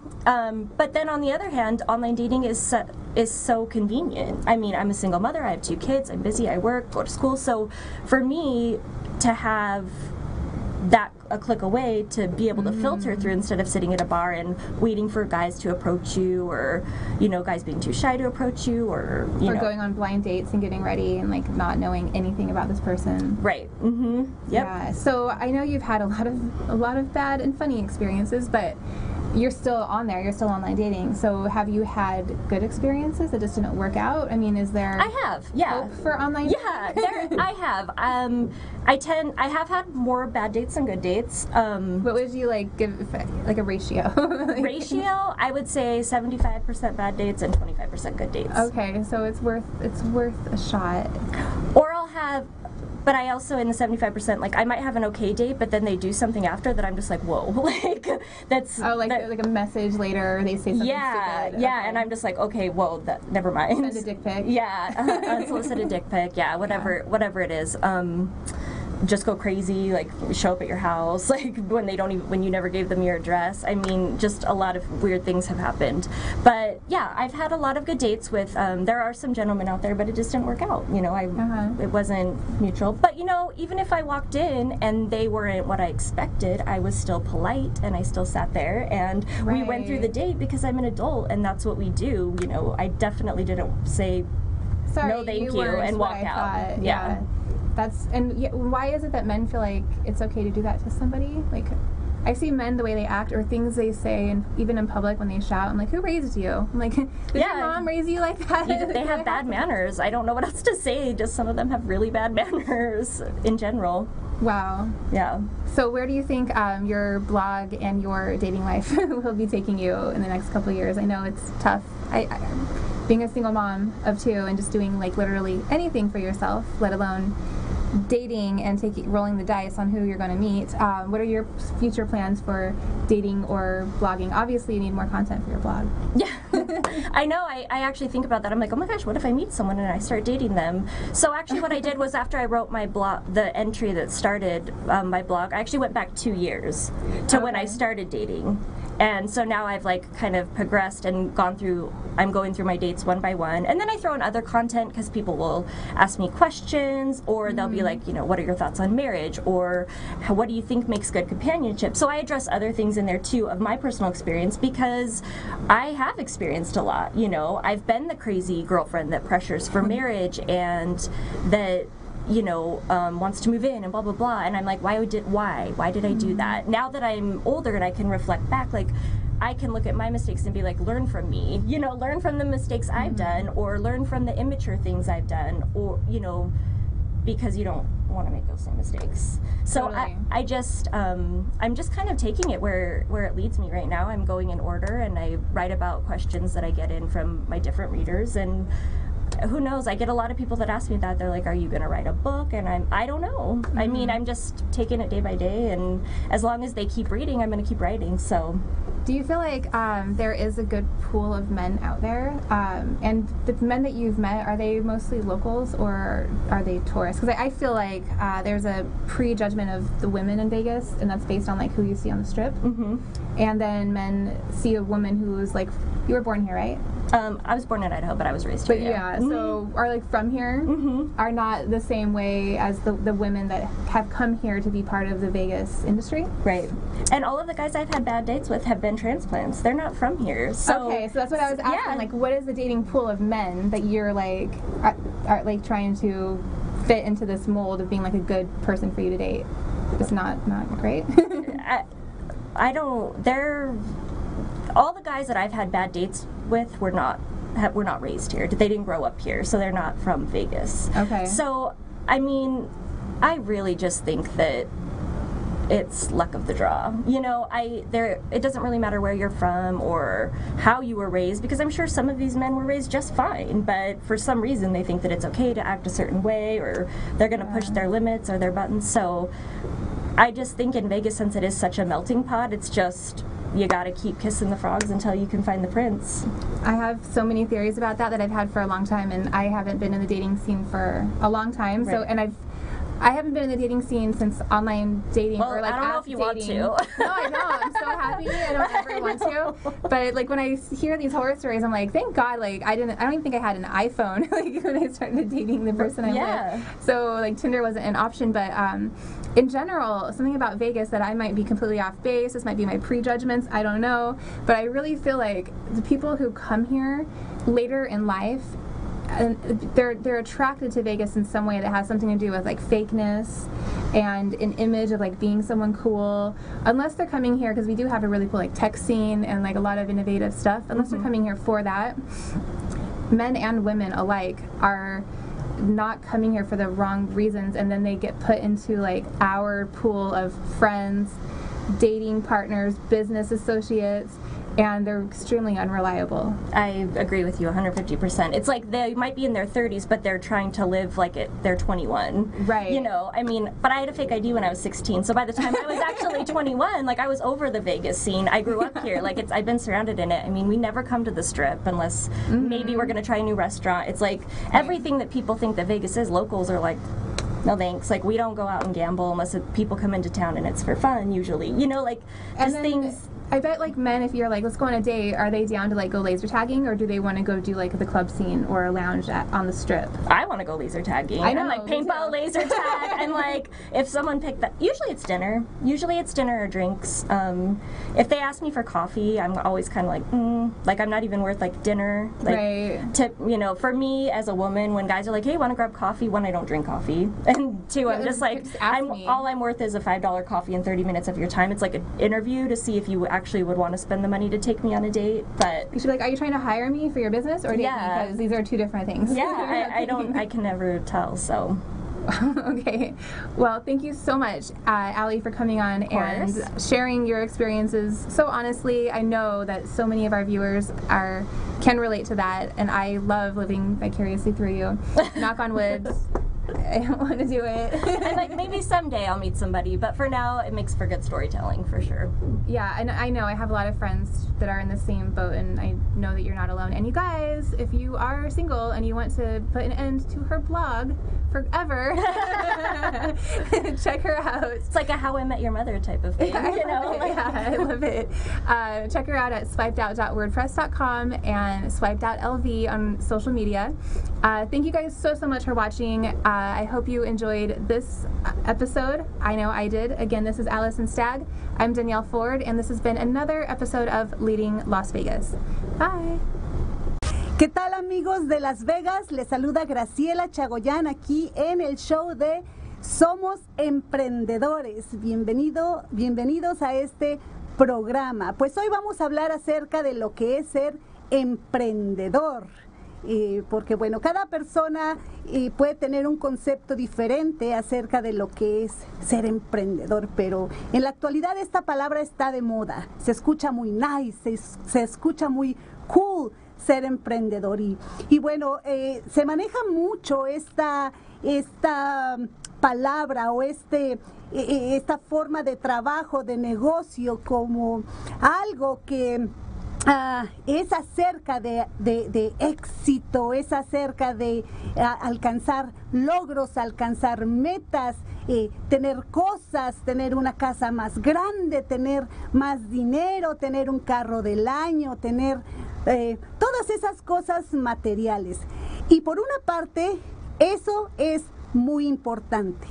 Y las personas que queremos ser emprendedoras o que somos emprendedoras, por supuesto que queremos disfrutar de todas esas cosas, pero también, por lo menos desde mi perspectiva, no se trata tanto de tener éxito, de tener o acumular o alcanzar cosas materiales o dinero, pero más que nada, para mí se trata de en quién te conviertes durante ese proceso. El ser emprendedor para mí es un proceso de desarrollo personal en el cual nos desarrollamos como personas para poder disfrutar los logros, para poder disfrutar las cosas materiales, para poder disfrutar realmente todas aquellas cosas que se alcanzan cuando se llega a una meta. Pero desafortunadamente no muchas personas lo entienden así, que el ser emprendedor no es un viaje externo, no es un proceso externo, es un viaje y es un proceso interno en donde la atención debe de estar más en uno, porque cuando nos enfrentamos a las experiencias, al trabajo, a los obstáculos, a la adversidad que enfrenta un emprendedor, ya sea en el área de negocios, emprendiendo una familia, emprendiendo una carrera universitaria o en cualquier área, porque recuerden que los principios son los mismos para cualquier escenario, pues muchas veces ponemos la atención siempre o más tiempo fuera de nosotros que realmente en lo que pasa dentro de nosotros mientras estamos en ese proceso. Entonces, para mí no es llegar a una meta, no es tener el éxito, no es tener la libertad financiera, nada más, sino el desarrollo que tiene uno como persona. Porque en ese proceso pues hay diferentes etapas. Cuando entramos, por lo menos yo cuando empecé como emprendedora hace muchos años, también creía que era acerca del éxito, ¿no? De estar mejor, de poder no tener esas dificultades financieras, pero me di cuenta que no es 1, 2, 3 y ya llegaste, o seguir una guía de pasos para alcanzar tu meta o tu sueño o tu éxito, sino que es cómo respondes a ese proceso. Cuando te enfrentas ante una adversidad, cómo reaccionas, cómo lo enfrentas. Cuando te enfrentas también al rechazo, cómo reaccionas. Y cuando ponemos la atención en nosotros, mientras estamos en ese proceso, te vas a dar cuenta que vas a aprender a conocerte más, vas a aprender a tener más confianza en ti mismo. Entonces no es tanto acerca de lo que se logra fuera de nosotros, sino lo que se logra dentro de nosotros. Entonces esas etapas por las que pasamos, ¿no? Entramos, venimos muy emocionados, queremos tener éxito, seguimos los pasos y de repente a la mitad del camino nos enfrentamos con todas estas cosas que nos hacen detenernos. No nos esperábamos todas estas situaciones que nos mueven emocionalmente, porque el ser emprendedor no es un proceso intelectual, es un proceso emocional. Y también, por supuesto, es una combinación, ¿no? Tenemos que utilizar nuestro intelecto, pero también involucra principalmente nuestras emociones. Así que no es enfocarse en lo intelectual, pero en lo emocional. ¿Cómo reaccionas ante estas cosas? ¿Cómo vas creciendo? ¿Cómo vas avanzando en esa parte? Porque en la etapa cuando empezamos, pues estamos emocionados y de repente nos intimidan todas esas situaciones y soltamos la toalla y nos damos por vencidos porque creíamos que era de una manera diferente. Pero la verdad es que hay que seguir para poder continuar en la etapa nueva.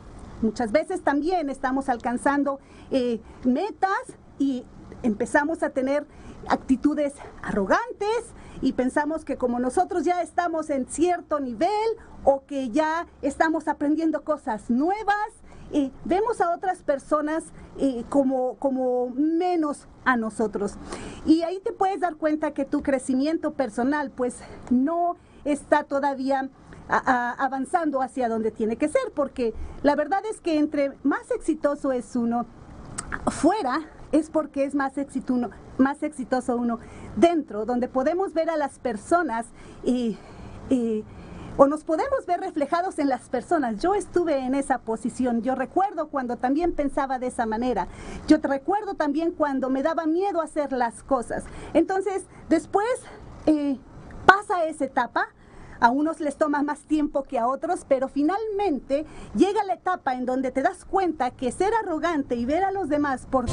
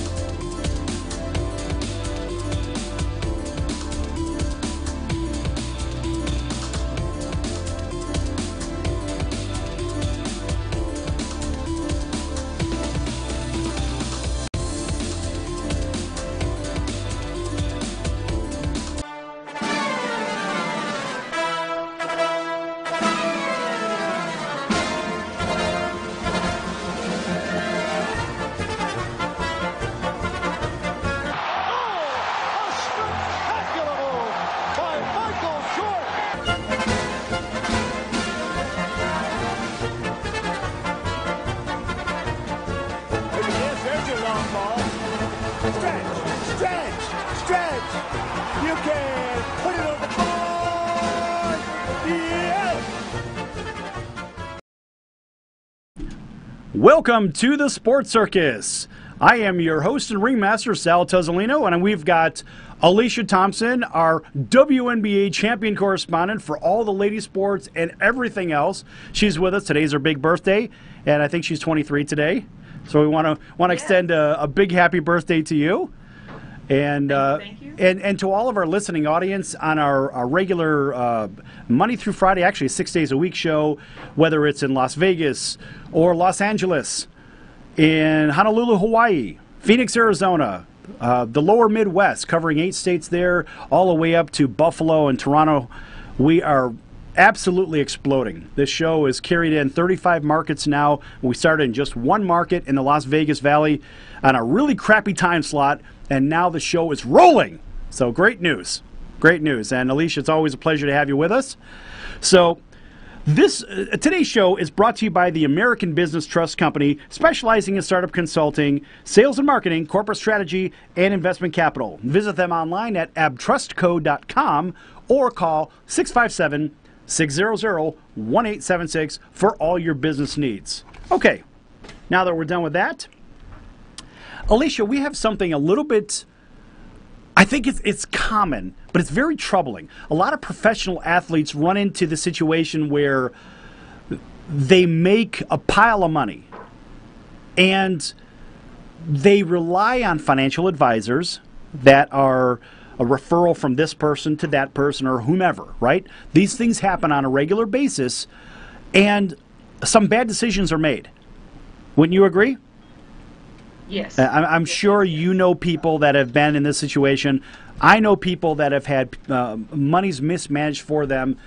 And there's a guy in the NFL. His name is Clinton Portis. Now, Clinton Portis was a very good running back for the Denver Broncos and the Washington Redskins. He made $43 million in his career. Not bad. Not bad. $43 million, right? So, not bad at all. No, not bad for X amount of time. And so one would think Clinton could just simply relax for the balance of his life because he's done playing football at this point, right? Well, so Clinton made investments like most people do, and he wanted to make sure his money was working well for him. So he found a group of investor relations people that were supposedly experts in the industry. Okay, that's great news. Or is it great news? Because Clinton Portis, he's a smart guy. He went to the University of Miami. It's hard to say smart and University of Miami in the same sentence, but we'll give him a break. So it is what it is, folks. So, I mean, it's like thug you, but, you know, there are some people that really come out of there very well educated and really ready to do the right thing in the world. But unfortunately for Clinton, in his case, he relied upon some people that, well, sort of drove his investments in a very different direction. Now, I don't know whether it was designed or whether it was just a matter of accident. We don't really know. So, unfortunately for Clinton, he ended up losing basically all of his money. Imagine that. All of the money he worked for over time. And so he was forced to file bankruptcy. And he did live a little lavishly. He had some expensive homes. You know, and that's just, you know, when you have many millions of dollars, people do that. Scott, our producer, Scott, would you do that if you had many millions of dollars? Yeah. Right, of course. We had that conversation in the boxing MMA fight discussion. By the way, very excited about the McGregor-Mayweather fight. That's a whole nother discussion. Right, finally. Now we can see a real ass kicking. Okay, so anyway, back to this. So let's not digress. Now, here's an article. And this was written by Chuck Shilkin of the Chicago Tribune. I have to read this. It's a little long, but it's worth it. The story is good. And there's actually a really nice piece of it at the back end of it. So it says, Clinton Portis was a funny guy to be around during work days and as a star running back in the NFL. He had several luxury homes and was always quick to pick up the tab for expensive meals. And those hilarious costumes he wore and crazy persona that he assumed during post-game interviews were classic. But just a year or so after his 2012 retirement, the same guy found himself in a parked car with a loaded gun for several nights and early mornings in a row waiting to commit murder. Quote, "It wasn't no beat-up," end quote. Portis, 35, said of his malevolent intentions in a Sports Illustrated feature published on Wednesday. Quote, "It was a kill," end quote.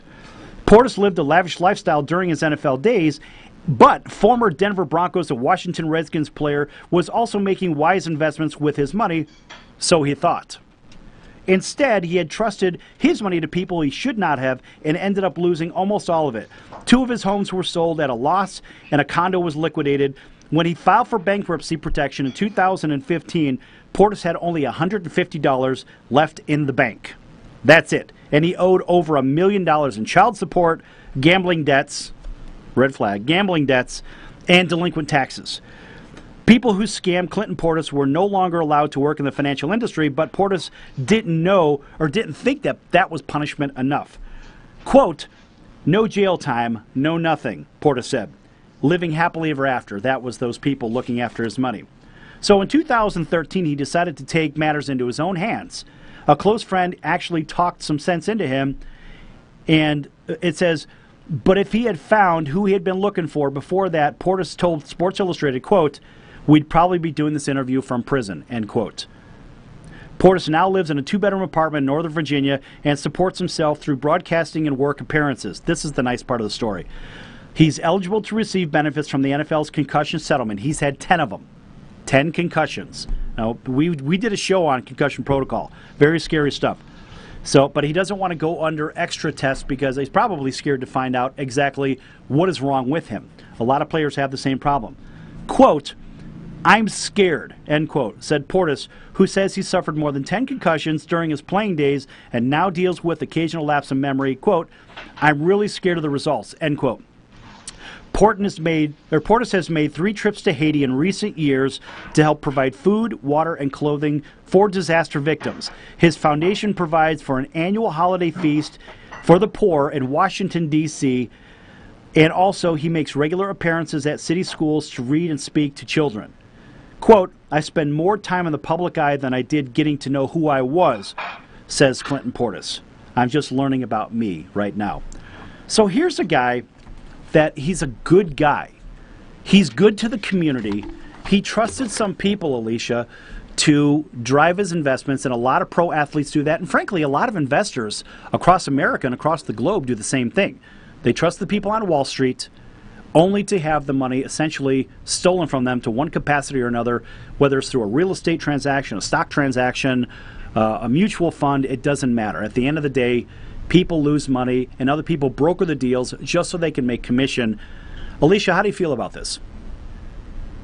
Well, this is the first of me hearing of this. This is a crazy story. Now, obviously, like you said, you put your trust in people to handle your money, but at the same time, you just have to really, I feel like you have to, research the people that you're dealing with, find out about the company that you're keeping, the people that are working for you, instead of just entrusting, your money with some people that you know nothing about. And I know that's easy to do. We do it all the time. Like you say, people put stocks and bonds and all of that. But man, that's just a horrible thing. And for him I'm glad that he did get caught before he did something bad, but and in that situation you just have to let the law take care of it, and I'm glad that he didn't kill anybody in this instance, as bad as he wanted to. I'm glad that he didn't. Right. Well, good news was that his friend was able to talk him off the ledge, so to say. Wow, and that's crazy. Really, we all need people. That's why, having friends and close people to us, regardless of what happens in the business world, we have to have people around us that we could go to in times of need. When it's not so much about money, but it's about the human inside. And, athletes are put under such a magnifying glass. And think about this. Now, you were in that position, being a world champion. I never made it to the world champion level, but I was a paid professional in baseball. I know what it feels like to be put under a microscope. I can't imagine as a world champion what it feels like, but you take the NFL, basically the biggest stage in sports. The Super Bowl is the biggest game, and anything could happen when those people are under the microscope. Tell you what, let's talk about this in just a couple of minutes when we pick it back up here on the Sports Circus.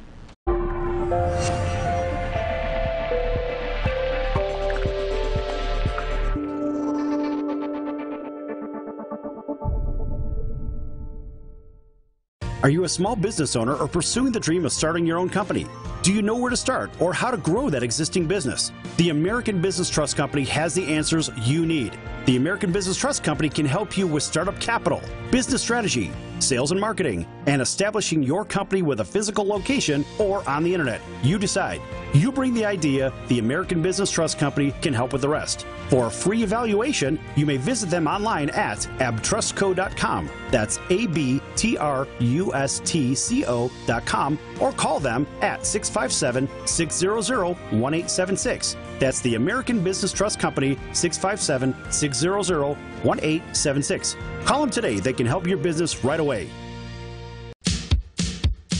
So, you want to be in show business. Do people tell you that you're really funny, you have a great personality, and you should have your own talk show? Many of us have been told that, but we don't know how to get started. It's easier than you think. Let the pros at Cali Vegas give you a free talent evaluation.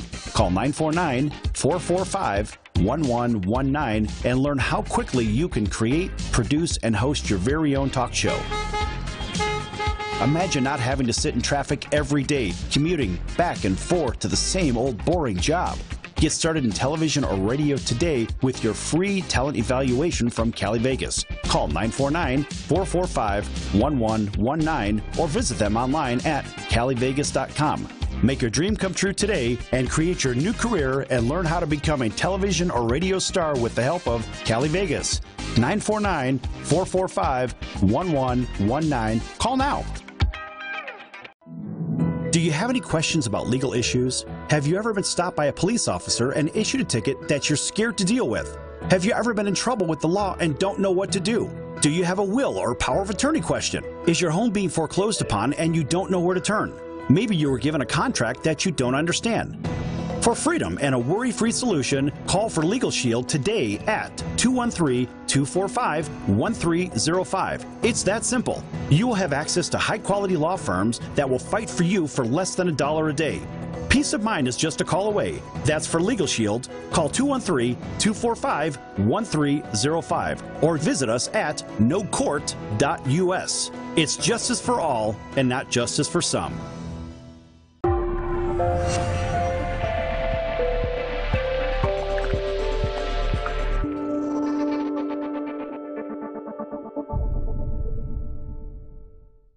Are you a small business owner?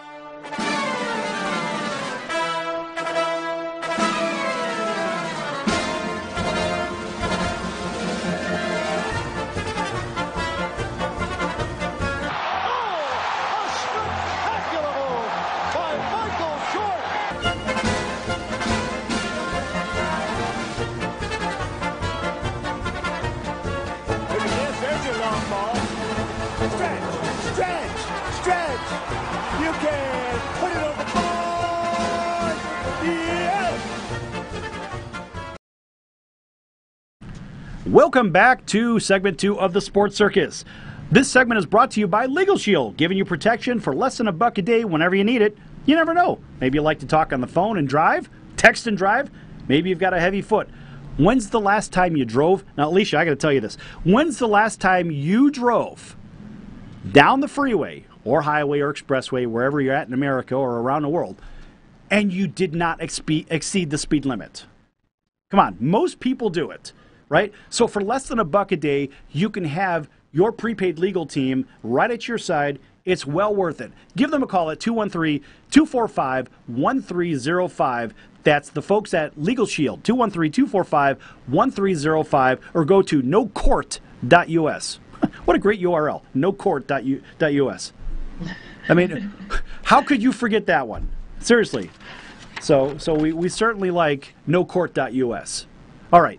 So, Alicia, Clinton Portis, just like a lot of other athletes and a lot of other people around the country and around the world, have been duped out of their hard work, all of their hard work earnings, all of their dreams, right? They've come tumbling down because they'll focus their dream home, dream vacation, dream whatever around the dollars that they've spent a lifetime earning.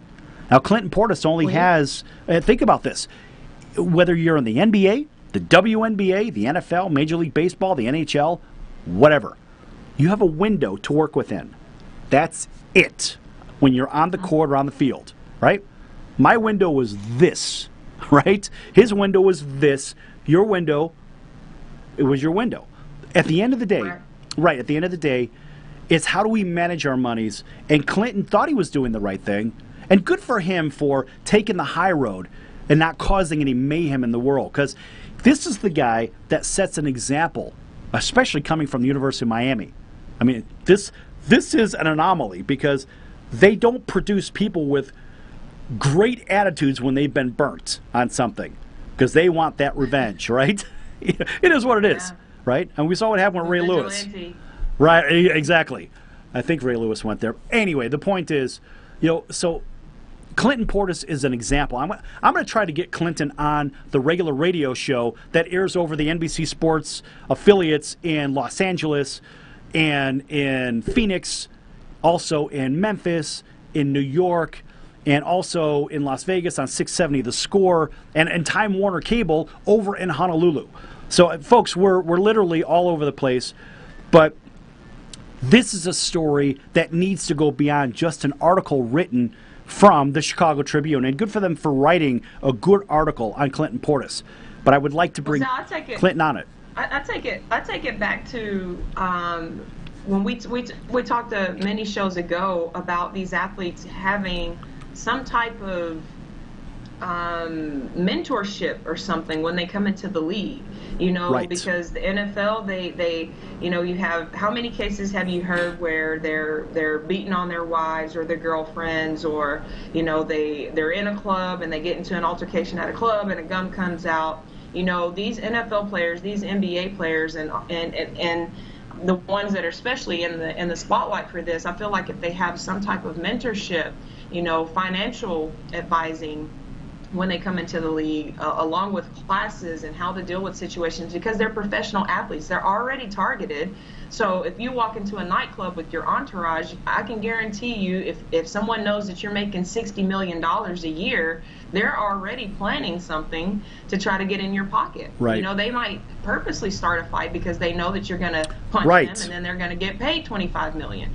People have become smart to that. So for these athletes, it's about giving them some type of mentorship where they know how to put themselves in best situations. And then financially, I mean, yes, you feel sorry for the guy because he lost $43+ million for bad investments, but at the same time, how much did he lose on the houses, the 4 or 5 houses that he had? How much did he lose on the 5, 6 cars, or I don't know how many cars that he had? So if he probably would have spent his money wisely through mentorship and financial counseling, right. he may not be in this situation. Well, think about this. So he's living in Northern Virginia today in a very humble 2-bedroom place. And, look, that's okay because he's not on the street causing trouble. This is a guy that right. knows how to lead. He's still leading.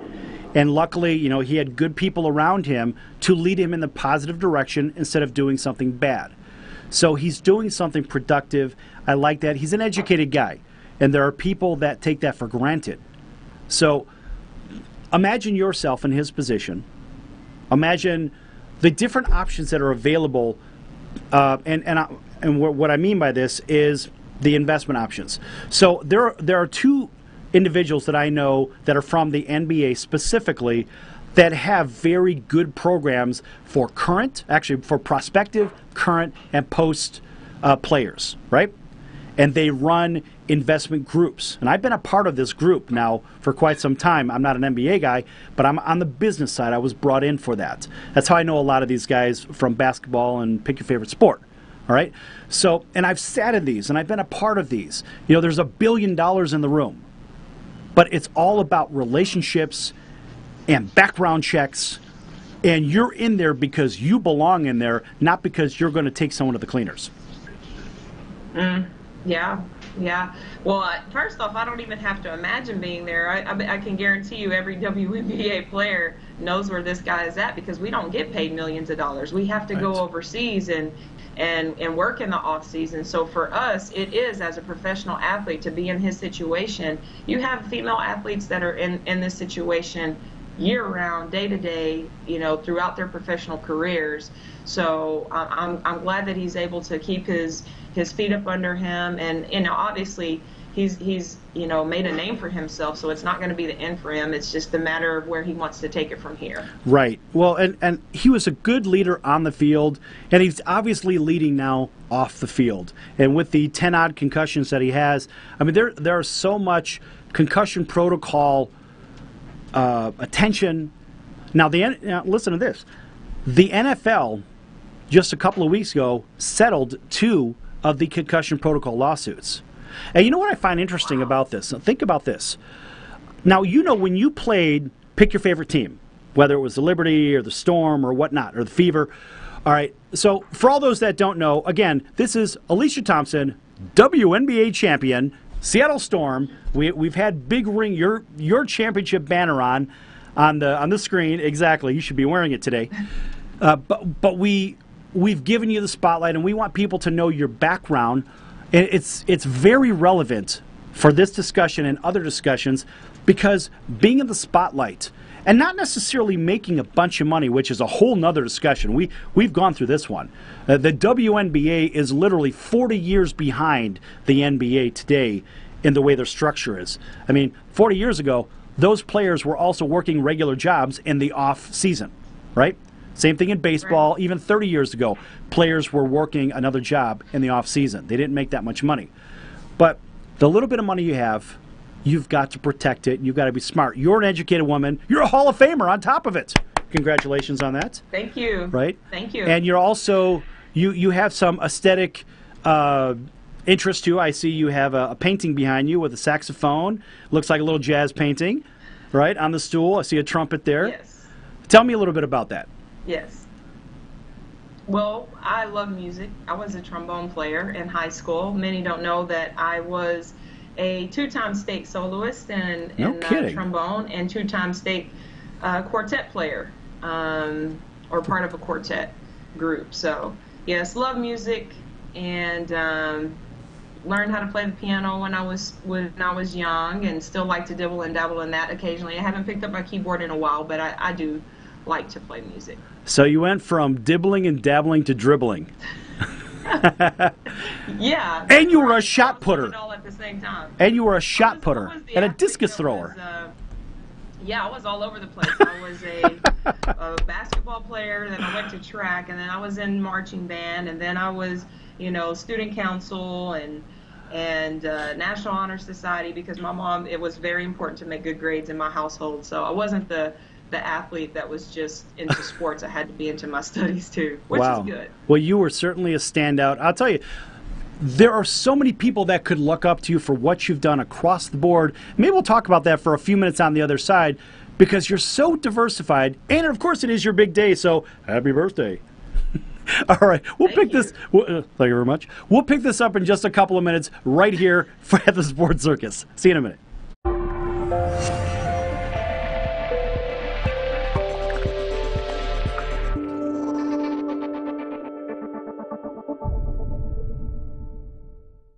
Are you a small business owner or pursuing the dream of starting your own company? Do you know where to start or how to grow that existing business? The American Business Trust Company has the answers you need. The American Business Trust Company can help you with startup capital, business strategy, sales and marketing, and establishing your company with a physical location or on the internet. You decide. You bring the idea, the American Business Trust Company can help with the rest. For a free evaluation, you may visit them online at abtrustco.com. That's ABTRUSTCO.com, or call them at 657-600-1876. That's the American Business Trust Company, 657-600-1876. Call them today. They can help your business right away. So, you want to be in show business. Do people tell you that you're really funny, you have a great personality, and you should have your own talk show? Many of us have been told that, but we don't know how to get started. It's easier than you think. Let the pros at Cali Vegas give you a free talent evaluation. Call 949-445-1119 and learn how quickly you can create, produce, and host your very own talk show. Imagine not having to sit in traffic every day, commuting back and forth to the same old boring job. Get started in television or radio today with your free talent evaluation from Cali Vegas. Call 949-445-1119 or visit them online at calivegas.com. Make your dream come true today and create your new career and learn how to become a television or radio star with the help of Cali Vegas. 949-445-1119. Call now. Do you have any questions about legal issues? Have you ever been stopped by a police officer and issued a ticket that you're scared to deal with? Have you ever been in trouble with the law and don't know what to do? Do you have a will or power of attorney question? Is your home being foreclosed upon and you don't know where to turn? Maybe you were given a contract that you don't understand. For freedom and a worry-free solution, call for Legal Shield today at 213-245-1305. It's that simple. You will have access to high-quality law firms that will fight for you for less than $1 a day. Peace of mind is just a call away. That's for Legal Shield. Call 213-245-1305 or visit us at nocourt.us. It's justice for all and not justice for some.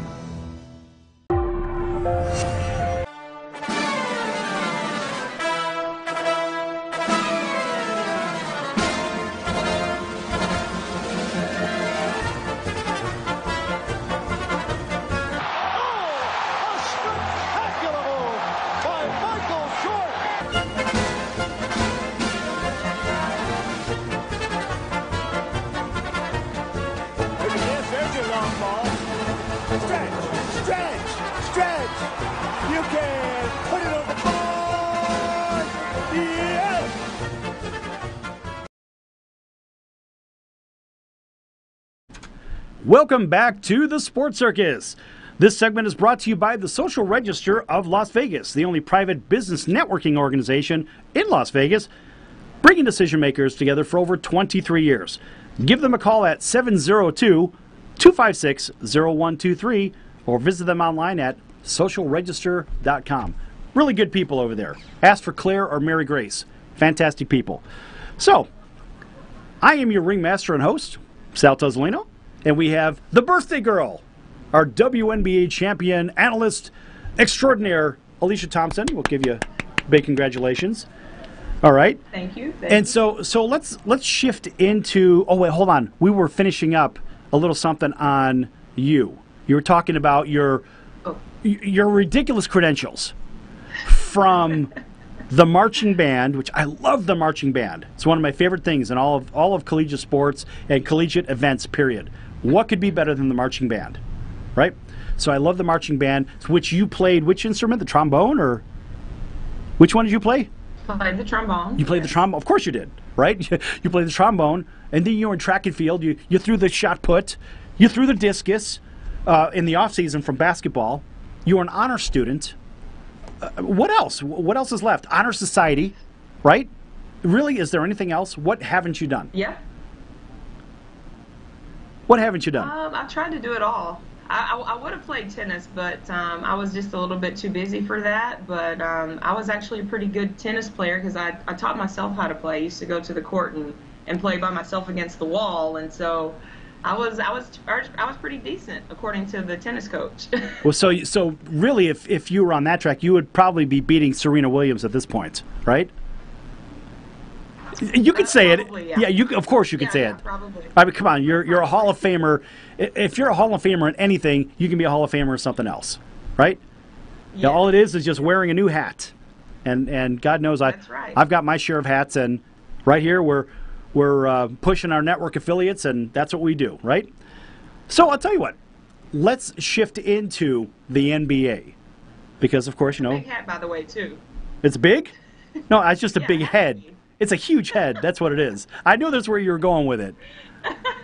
Well, why you got to be like that? It's your birthday. I'll let you go on this one. On the very last notch, don't you? No, I don't. Look where it is. Okay, that's not too bad. There's some holes left.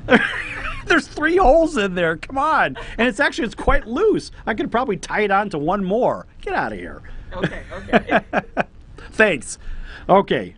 Anyway, so the NBA. Now, tomorrow, which is July 1st, we're going to timestamp this show, which we normally don't, but we're going to timestamp this one. Tomorrow is the beginning of free agency. It's a huge day in the NBA and the NHL, which we will talk about on the afternoon show after this one. That's carried on into 35 markets across America and Canada, by the way. So the NBA's free agency starts tomorrow. That's when the mayhem begins. But we had one major signing yesterday, which was Chris Paul from the Clippers. He vacates the Clippers, and he goes to Houston. Now, my question to you is, now you've got James Harden and Chris Paul. Are they going to go after Millsap? Are they going to go after Paul George? Because, you need a bigger guy there. We already have now a 1 and 2. Basically, you have a 1 and 1, 2 point guards, kind of, right? So you've got a 1 and 2. Who's going to be your number 4 or number 5? Big question. Everything is wide open. And the biggest names out there, of course, are Paul George. He's the prize in this year's free agency, as I see it. And you have Millsap is available. You also have Gordon Hayward. Now, Gordon Hayward's leaving Utah. Now, the big question is, who fills that spot in Houston to give them a big 3? I think that would qualify as a big 3, wouldn't you think? Yeah, I don't know. We have Harden, yes. Chris Paul, they would need one more yes to make it a big 3. And I think it needs to be a big man. Definitely a big man. They need a big man there. But I'm looking back to, just as you were saying that, thinking about Jordan and Bird and all these guys. It seems like the NBA they're stacking teams now, and I want, yes, they can bring in Paul George to help out, but how about these people stand where they are and trying to make it happen? Like, quit trying to go where the championship can be won. Stay where you are and compete with these teams, and quit being scared of going after and knocking the champions down. Well, Alicia, the mentality of the NBA, it drives me crazy because there's no loyalty. And a lot of this stems from that one-and-done idea. There's no loyalty even to the college because they really spend one semester, right? Because the second semester, basketball season's already over. They don't care. They're just there because Adam Silver says you got to be there. Of course, they're rethinking that whole idea. They're going to probably try to align it to something like what Major League Baseball does. That's a whole nother discussion. But the point is, there's no loyalty even from college. Do you think they're going to have that in the NBA? No, they're going to hop from team to team and chase the ring in the most unscrupulous and disloyal way. And that's what bothers me about the NBA. And I have very little love for the NBA because there's no loyalty as there was in the Jordan Bird days and Magic Johnson days from yesteryear.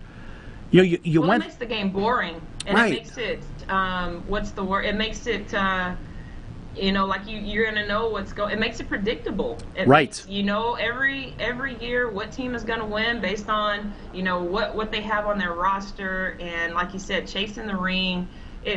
It's very boring basketball. I had a conversation with somebody, and they were saying, it was our producer from the other show, and he was saying, well, the Bulls had a big 3, they had a super team. I said, no, Jim, this is how it works, Colonel Bucky, because that's what he's called sometimes, Colonel Bucky, and super cool guy, and pick your favorite thing. Lenny just tags all kind of names on him. I call him super cool guy. Anyway, the point is, he goes, well, they built a team around Jordan. I said, no.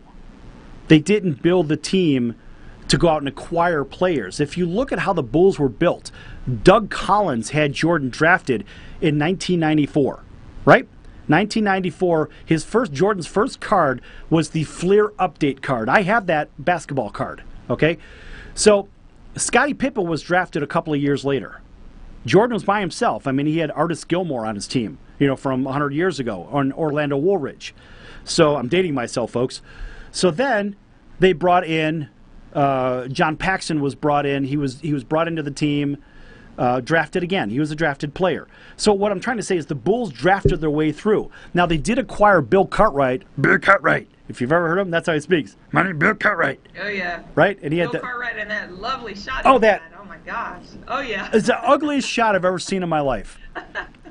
But they brought Bill in for defense, right? That's the one guy they brought in from the outside, but. I mean, come on, it was just a regular, decent player. It wasn't a big player like the big 3 type of guys.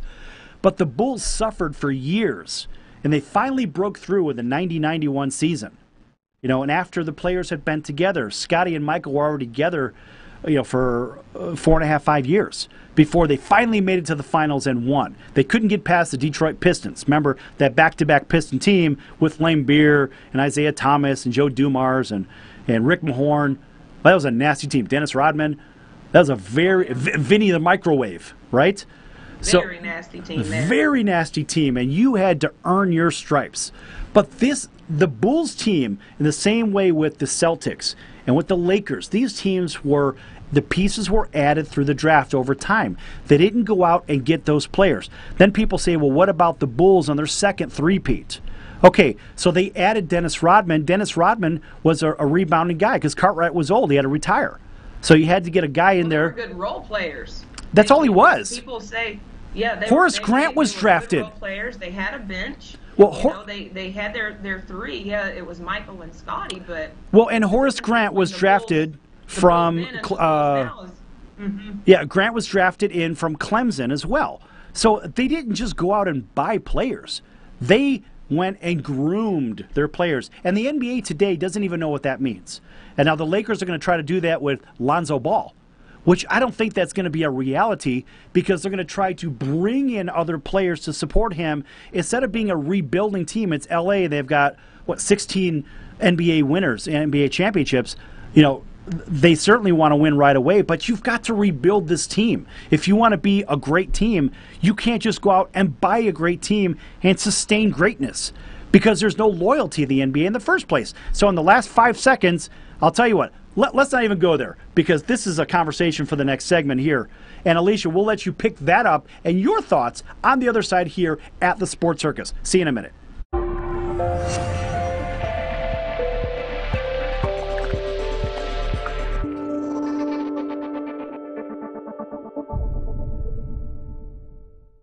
Are you a small business owner or pursuing the dream of starting your own company? Do you know where to start or how to grow that existing business? The American Business Trust Company has the answers you need. The American Business Trust Company can help you with startup capital, business strategy, sales and marketing, and establishing your company with a physical location or on the internet. You decide. You bring the idea, the American Business Trust Company can help with the rest. For a free evaluation, you may visit them online at abtrustco.com. That's ABTRUSTCO.com or call them at 657-600-1876. That's the American Business Trust Company, 657-600-1876. Call them today. They can help your business right away. So, you want to be in show business. Do people tell you that you're really funny, you have a great personality, and you should have your own talk show? Many of us have been told that, but we don't know how to get started. It's easier than you think. Let the pros at Cali Vegas give you a free talent evaluation. Call 949-445-1119 and learn how quickly you can create, produce, and host your very own talk show. Imagine not having to sit in traffic every day, commuting back and forth to the same old boring job. Get started in television or radio today with your free talent evaluation from Cali Vegas. Call 949-445-1119 or visit them online at calivegas.com. Make your dream come true today and create your new career and learn how to become a television or radio star with the help of Cali Vegas. 949-445-1119. Call now.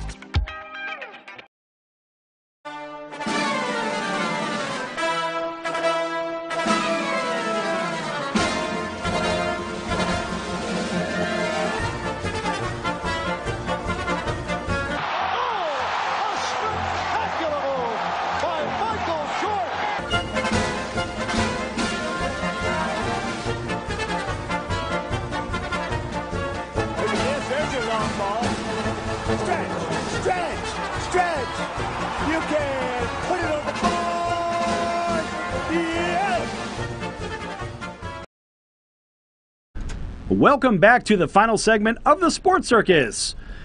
You can listen to the Sports Circus Monday through Friday in Las Vegas on 670 The Score from 5 to 6 p.m., and that is over the SB Nation local affiliate. You can also listen to us in Los Angeles, the greater Los Angeles area, on KCAA 106.5 FM, 102.3 FM. Here she comes with a hat. And 1050 AM, that would be the NBC Sports affiliate. Over in Hawaii, you can listen to us on KPHI. That would be 96.7 FM and 1130 AM, and also channel 882 on Oceanic Time Warner Cable. If you're in the greater Memphis area, which covers parts of Illinois, Kentucky, Tennessee, Alabama, Mississippi, Louisiana, Arkansas, and Missouri. You can listen to us on WHBQ, and that would be Sports Talk 56, Sports 56, and also that's AM 560 and 87.7 FM. Also in the upstate New York market, if you're in the Buffalo, Toronto area, you can tune into WLVL Monday through Friday from 9 to 10 p.m. local time, and that would be 105.3 FM and 1340 AM as well. So we have more stations. It's hard to remember all these things. This is crazy, folks. And our birthday girl just put on a funny hat, so we'll get to that in just a second. By the way, if you want to follow us on Twitter, I love the hat. If you want to follow us on Twitter, you can follow us at the Sports Circus, and also you can follow me, Sal Circus. Gotta love it. And we also have a Facebook page, and that would, of course, would be the Sports Circus. So, and if you want to follow Alicia Thompson and her silly hat, this is the birthday girl. This is our WNBA champion birthday girl with the M&M hat. I'm sure you can find her on Facebook and pick your favorite social media. Alicia, what's your Twitter handle? Do you have one? I do. It is Rochelle T. WNBA. Rochelle T. Spell that for everybody. Rochelle, actually, Rochelle, RACHELLE, the letter T, 43 WNBA. Got it. And the 43 was for Raul Mondesi, right? Yes, my favorite baseball player when he was playing for the Dodgers. Right. Just had a cannon for an arm. He used to have this. He'd always have this big old whatever, tobacco, whatever he'd have in his cheek. I just thought that was the coolest thing. But yeah, loved Raul Mondesi. Yeah, he was a great player. He had an absolute cannon for an arm. This guy could throw it out of the stadium. He just had one of those arms. You knew if it was hit to him, you were not advancing to the next base. That's it. He'd gun you down. Right. Just stay put. Outfield all the way to home plate. Yeah. Yeah. I think he even led the league in assist as well from the number 9 spot out in right field. Because if you go through the 1 through 9, he was a right fielder from what I remember. And his number, the position is actually number 9. And of course, number 1. I was a pitcher in my former days, and I was sort of a liability in the outfield. Sometimes they put me in the outfield when I wasn't pitching. I was that guy. Here was the problem when I played. So I have a depth perception in baseball of 60 foot 6 inches from the pitcher's mound to home plate. That was my world. But now sometimes, because I was really fast, very good on the bases, and I could run anything down in the outfield. The problem was my depth perception was 60 foot, not 320 feet. So I see the ball come off the bat. I know where it's going to be, or do I? I'm running in, and the ball's sailing over my head. For the life of me, I was just atrocious in the outfield. Even an easy catch, I would make it look like a spectacular play because I just couldn't find it. Wow. Especially on a day when it's overcast. The sky is that cream white color, and the ball is, and all you see is a spinning ball coming at you, and you're like, I don't know where it's going to go. I felt like a cat. When you dangle a toy over the cat, their head does like this? That was me. I was like, hey, you know what? Oh, it was awful. How many of those fastballs? I've always wanted as a pitcher, and I used to pitch. I was the only girl that played. Of course you did. The boys league. Of course you did. Oh yeah, and I was good too. I would strike these guys out because they didn't think I could throw as a girl. I had a mean curveball. Yeah. But I was a pitching fan. I loved Del Murphy. Tom, Greg Maddux, Tom Glavine, all those guys. Chipper Jones. I was a Braves fan. But when they hit that ball and it just comes flying right at you, and you just have to duck as a pitcher. How many of those were you ever hit with the ball, or did you catch most of them? I was very fortunate. I never had a comebacker that hit me. And part of it was the way that I threw the ball. Now, when I was a kid, my uncle played for the Brooklyn Dodgers. He was in their organization. Another cousin that played in the Boston Braves organization, which, the Atlanta Braves, right? And so actually I had a real dilemma last time I went to Turner Field in Atlanta because it was the Braves playing the Dodgers. I didn't know who to root for, right? So I just went there and I just ate hot dogs and popcorn. But the one thing the scariest thing that happens on the baseball field if you're an infielder or the pitcher is sometimes, and I heard about this, my uncle told me one time, he goes, at some point you're going to hit the ball so square, you're going to knock the spin right off the ball. I'm like, shut the hell up. And I remember this conversation, and it was before a game. It was back in, well, we won't say the year. I remember it clear as a bell. And so my buddy was on first base, and I was at the plate. I wasn't a great hitter, but I hit the ball square quite a bit. So I hit one home run in my life, another story. So, and I saw off-speed pitches really well. I was very good at hitting junk. You know, that's hard to do. It's hard to hit the curveball and the knuckleball and all this other crap. So I hit the ball, and in fact, I hit it so square, I knocked the spin off the ball. And here's the dilemma. When you've got a ball coming at you as a hitter, as a knuckleball, the ball's doing this because the wind is playing with the seams, right? Because it's basically coming at you straight. And it's wherever the wind pushes it. Nobody knows where it's going to go. The hardest thing to do is to field a ball that was hit square with no spin on it, because you could easily get hit in the head or anywhere else with it. So the reason I tell you about that instance is I hit the ball the day after my uncle told me about it, and my buddy was on first base leading off, and watching him dodge out of the way, he was doing a dance leading off because he didn't know where to go. He's like, and it was the funniest thing I've ever seen on the bases. And I asked him, like, what were you doing? He goes, there was no spin on the ball. I didn't know where to go. Even the first baseman was taking cover because you don't know what to do. That's one of those ones where you're just like this. Please don't hit me. Like when you lose it in the sun, when it's a knuckleball at you, it's the same thing. So I've never had it has a bad hop. Well, with the bad hops, they'll eat you up and they'll ricochet off your head. But imagine a line drive coming at you and you have very little time to react. And that's how a lot of pitchers get hit and hurt. I mean, thank God, knock on wood, that'll never happen to me again. I'm not playing. But even when you're at a ball game in the seats, that's how people get hit because you can't field them. And remember, the people in seats, they don't have gloves for the most part, right? It's like having a bat tumble at you, and you just have to take cover with the bat.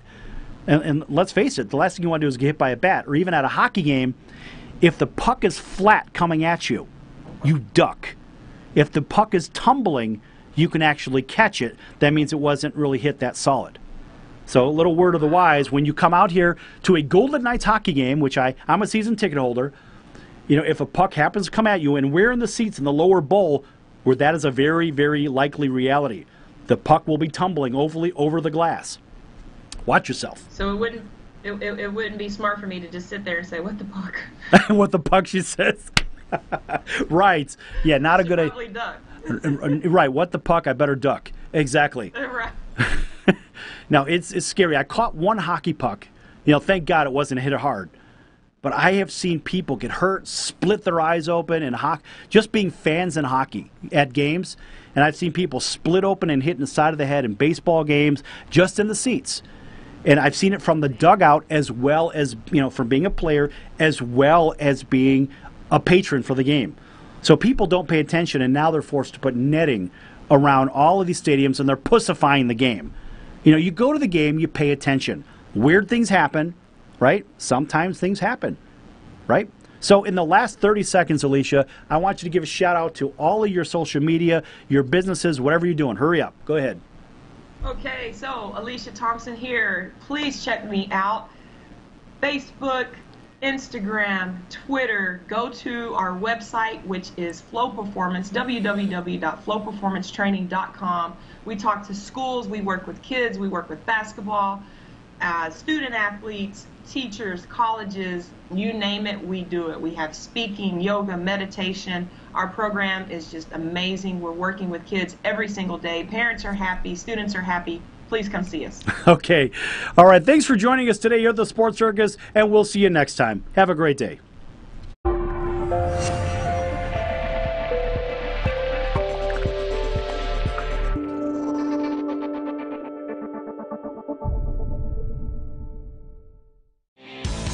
Gene Wood's Racing Experience, named for the racing veteran and 3-time champion, packs big racing action into extremely fast, high-performance karts that let you battle the other competitors side by side, just inches off the ground.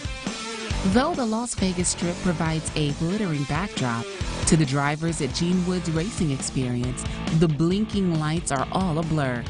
Behind the wheel of the high-performance karts, you'll zip around the half-mile track at speeds faster than other standard racing karts' top speeds. Drivers learn to commandeer the speedy karts through an instructional video before they are let loose onto the curving track for 10 heart-pounding laps. We are located at 121 East Sunset Boulevard in Las Vegas, Nevada. You know what? It's time to go racing. Let's get her done!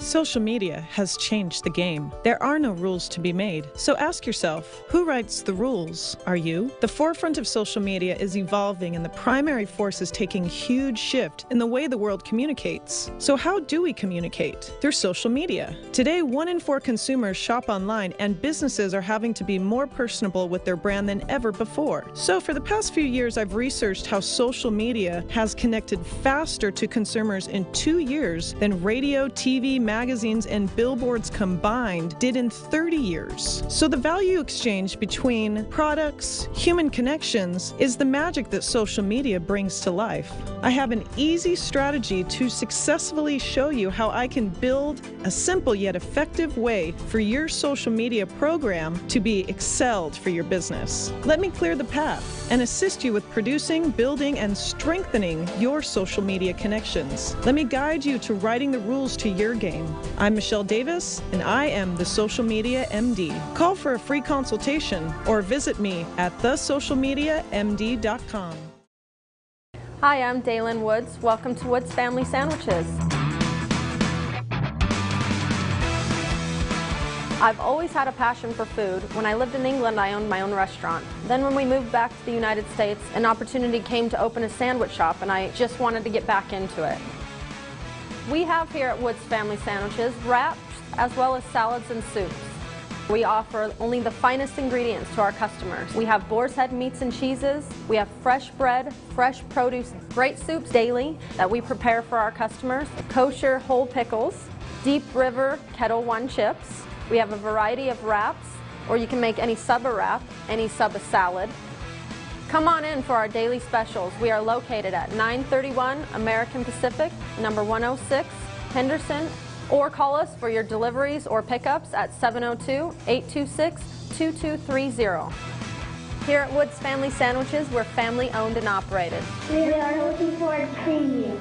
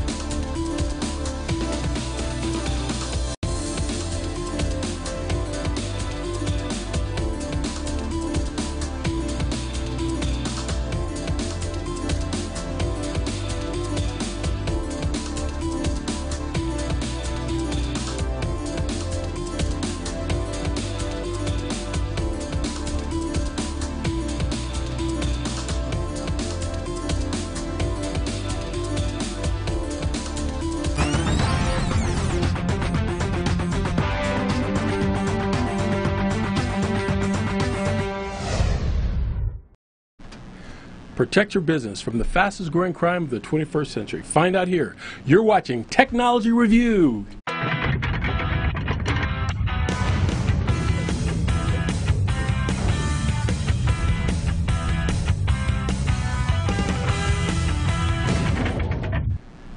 Hi, and welcome to another episode of Technology Review for June 30th, 2017. I'm your host, Mac Jackson Jr. Technology Review is a show that helps informs and educates our listening and watching viewing audience on technology, and also to watch out for the fastest growing crime of the 21st century, and that is identity theft and cyber crimes. Did you know that over 16 million new victims and growing of identity theft are reported to law enforcement every year? According to the Federal Trade Commission and the U.S. Justice Department, identity theft is the fastest growing crime in America and now in the world. Every 2 seconds, someone has their personal identifiable information stolen from a cyber thief. You have seen a countless number of stories in our media today. It's part of the presidential and political lexicon of stories regarding to cyber crime and cyber criminals. We have this show available to you every week here, Fridays at 3 p.m. Pacific Standard Time on WCOBM.TV, regarding helping you understand cyber crimes and what you can do to protect yourself or your family from the thieves that are out there.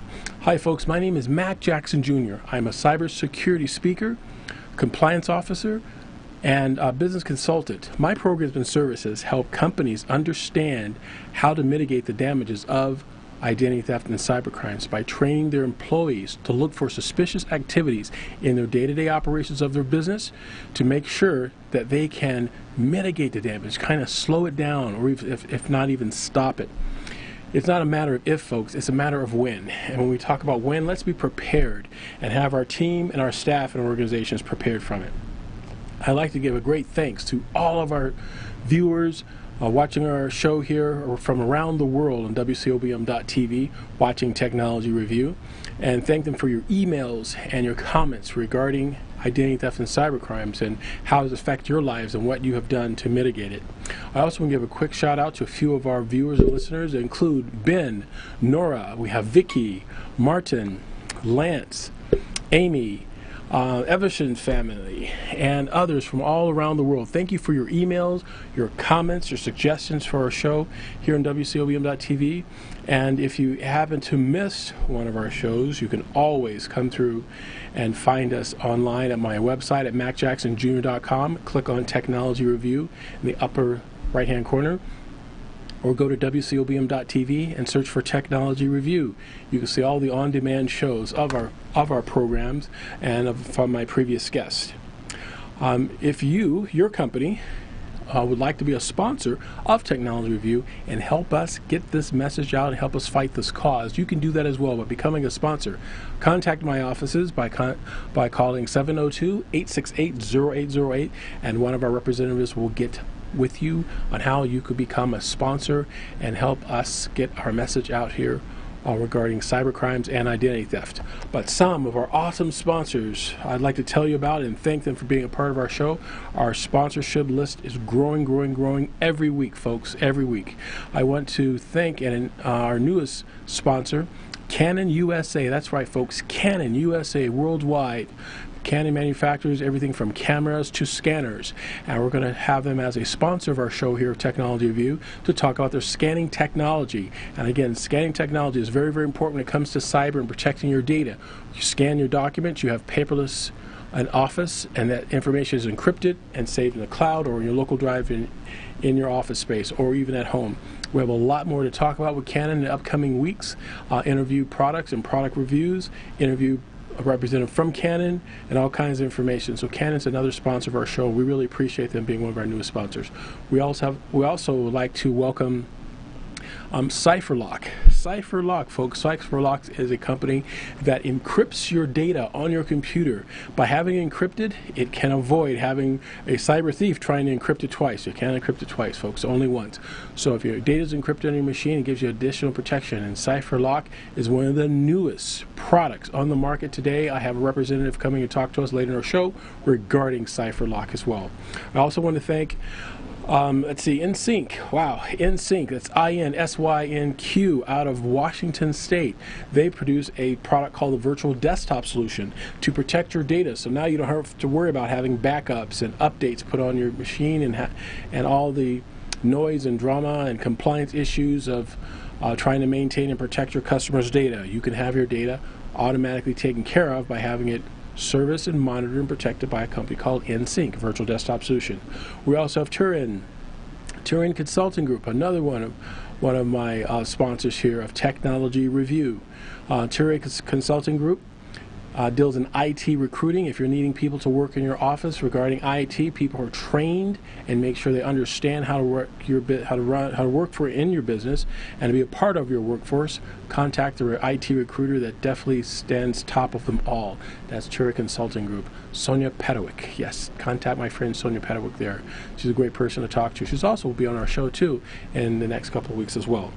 And of course, the largest construction company here in Las Vegas is another sponsor of our show. I want to welcome Martin Harris Construction. That's right, folks. Martin Harris Construction is one of the largest construction companies here in Las Vegas, helping creating mega resorts here in Las Vegas and around the world. They are also believe in our product here and our service at MJ Computer Concepts and Technology Review. So thank all of our sponsors for being a part of our show and making this possible. With your help, folks, we can continue doing that. So if you want to be a part of our show, again, you can send me an email at sponsors@macjacksonjr.com. That's sponsors@macjacksonjr.com, and we will put your name on our show, our programs, our social media. We'll have a package for you to sponsor your event or your company as well. So thank you again for that. I also wanted to thank another company that we're using some of our proceeds for. We're also in negotiations and talking to a company here locally, a charity organization, a nonprofit, in keeping training available for people in our the young folks in our community and keeping them trained. The company is called Tech Impact. That's right, Tech Impact. And they have a program. It's about 16 weeks long. Individual students go through this program and they will complete one of their certifications, and they will have some training that will give them the tools they need to apply for jobs in the job market within IT. So yes, we're going to use some of our proceeds from our sponsorships. We're talking to Tech Impact as well, and we're going to have them as one of our charity organizations as well that we're going to promote and make sure that we get more people educated and trained when it comes to cyber and it comes to IT. So definitely be a part of it, folks. It's all about helping our community and making it a better place and making our society more secured. So if you'd like to find more information about that, definitely contact me at MJ Computer Concepts. You can find it very simple. Just go to my website at macjacksonjr.com. That's macjacksonjr.com. You'll find a whole plethora of information about what my company does and what my team does and how we put together information to provide training for your staff, for your people, so they can understand what their risks are and what they can do to mitigate the damages of identity theft and fraud. You can find me on Facebook at facebook.com/Technology Review TV. That's facebook.com/Technology Review TV. That's where you'll find posts of the show. You'll find my sponsors' product reviews also on that particular Facebook page. You can also find me on Twitter at twitter.com/MacJacksonJr. That's twitter.com/MacJacksonJr. You'll find my post and my responses to other posts on Twitter. We have lots of followers there. And also you can find more information about my products and services and testimonials of my previous clients by going to my LinkedIn page. That's linkedin.com/IN/MacJacksonJr. That's it, folks. We have a great show today. You're going to hear from one of my sponsors from CipherLock. It will be Michael Spencer. We will talk about their new ventures they're doing and launching their program in cyber encryption. We also have Vernon Dixon here today too to talk about Bitcoin, how Bitcoin is doing well, and other type of cryptocurrencies this week. So we have some great guests for you today to learn more about how to protect your dollars and how to protect your customers' information from cyber hackers that would love to get a hold of your information. There's a lot going on, folks. If you've been watching the news, you can tell there's lots of things we need to talk about regarding cyber. So stay tuned, stay here. We'll be right back, Technology, folks, after these important messages. Thank you.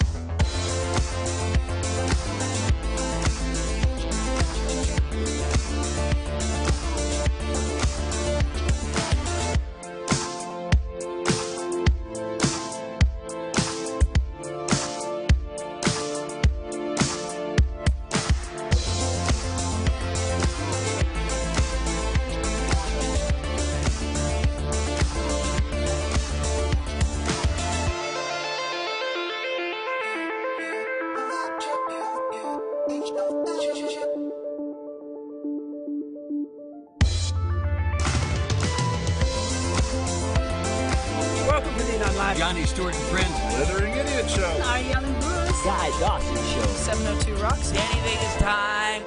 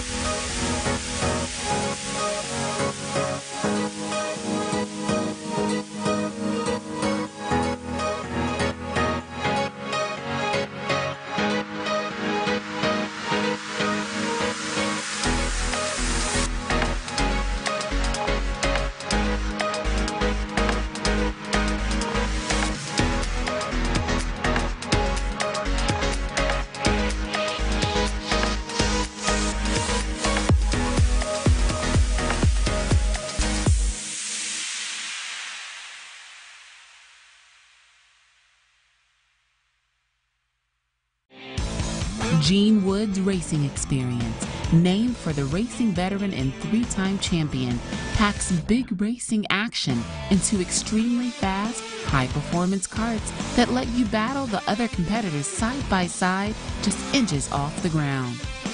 Though the Las Vegas Strip provides a glittering backdrop, to the drivers at Gene Wood's Racing Experience, the blinking lights are all a blur. Behind the wheel of the high-performance karts, you'll zip around the half-mile track at speeds faster than other standard racing karts' top speeds. Drivers learn to commandeer the speedy karts through an instructional video before they are let loose onto the curving track for 10 heart-pounding laps.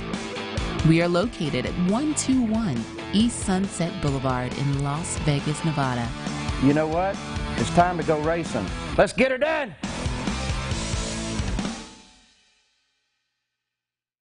Social media has changed the game. There are no rules to be made. So ask yourself, who writes the rules? Are you? The forefront of social media is evolving, and the primary force is taking a huge shift in the way the world communicates. So how do we communicate? Through social media. Today, 1 in 4 consumers shop online, and businesses are having to be more personable with their brand than ever before. So for the past few years, I've researched how social media has connected faster to consumers in 2 years than radio, TV, magazines, and billboards combined did in 30 years. So the value exchange between products, human connections, is the magic that social media brings to life.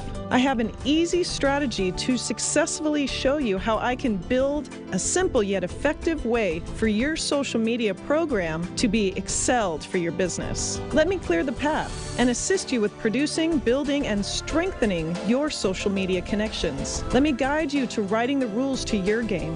I'm Michelle Davis, and I am the Social Media MD. Call for a free consultation or visit me at thesocialmediamd.com. Hi, I'm Daylin Woods. Welcome to Woods Family Sandwiches.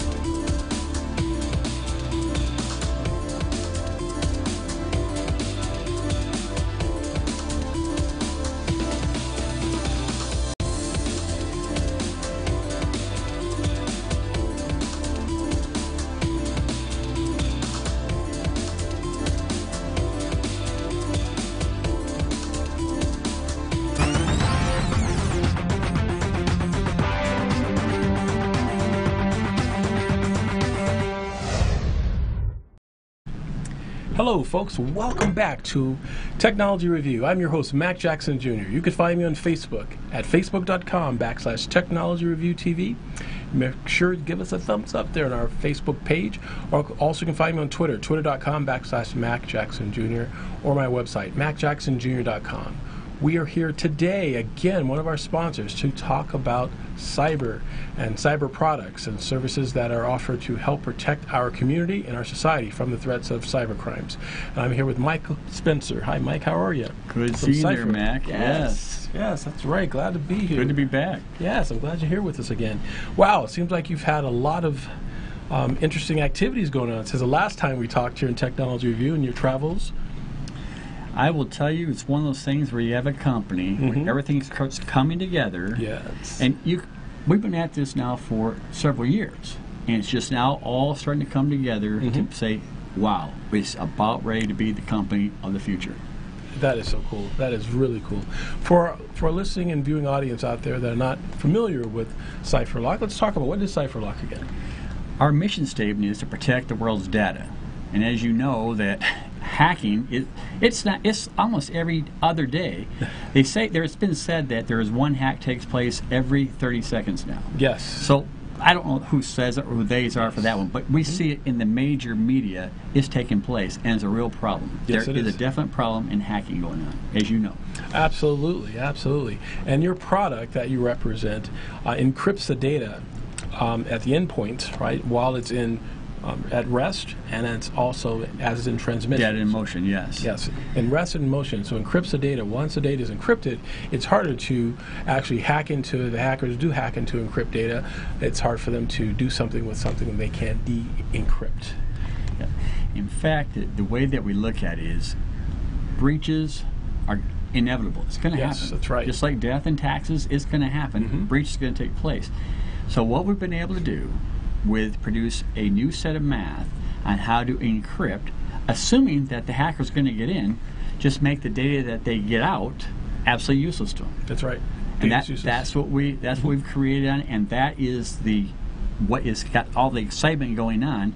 That traditional cybersecurity companies that are trying to solve this problem, and it's a $75 billion a year business, so we're spending billions of dollars thrown at it worldwide to solve this problem.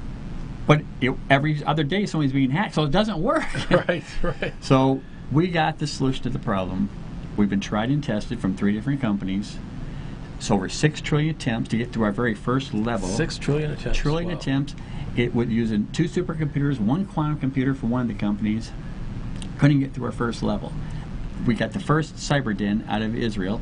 Gave us the first 10 out of 10 they've ever given. It's the equivalent of a single pad item we've got.